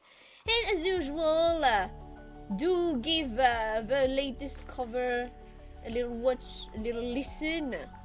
That would be greatly appreciated. Tomorrow, I believe we will be continuing loads of EverQuest, because I still have more than half of the missions of a campaign to go through. So it would be better if I went through them, and then after that, Friday will be the Malagasy songs karaoke. Saturday will be the 12-hour endurance stream. I believe we're gonna do two 6-hour streams or thereabouts to make sure the VOD survives. And then Sunday probably will be more loads of EverQuest, because I do not believe I'll be finishing everything tomorrow. But yeah, Sundays are meant to be chill. It will be the last Sunday of Donothon too. So yeah.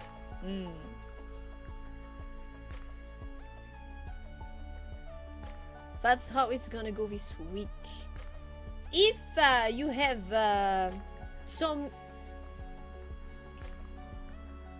activity suggestions or meal suggestions for Saturday, drop them in the channel in the Discord server now. I am gonna log it afterward, and I'll work off of what's already been put there and kind of decided yesterday. So if you still have some stuff you would like to add, drop them in now. And the chat reward, the one here for the 650 goal. Please think about it and put it in the corresponding channel too. It would be nice if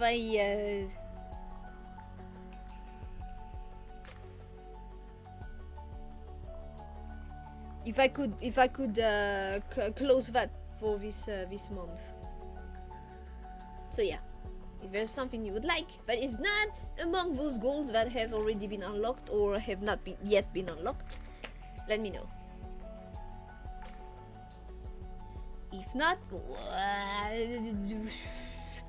well, I don't know. If not, it means you did, I don't know, you did not want it, maybe, I don't know. But yeah, if there's something you like, drop that in there, and we'll see.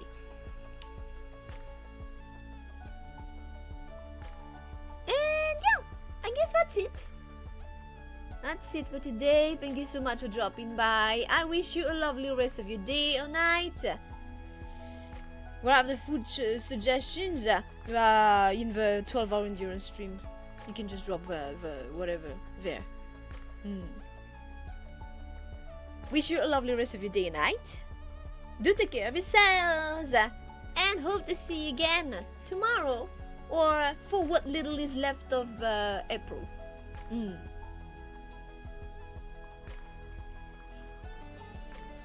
Noah out. Bye bye.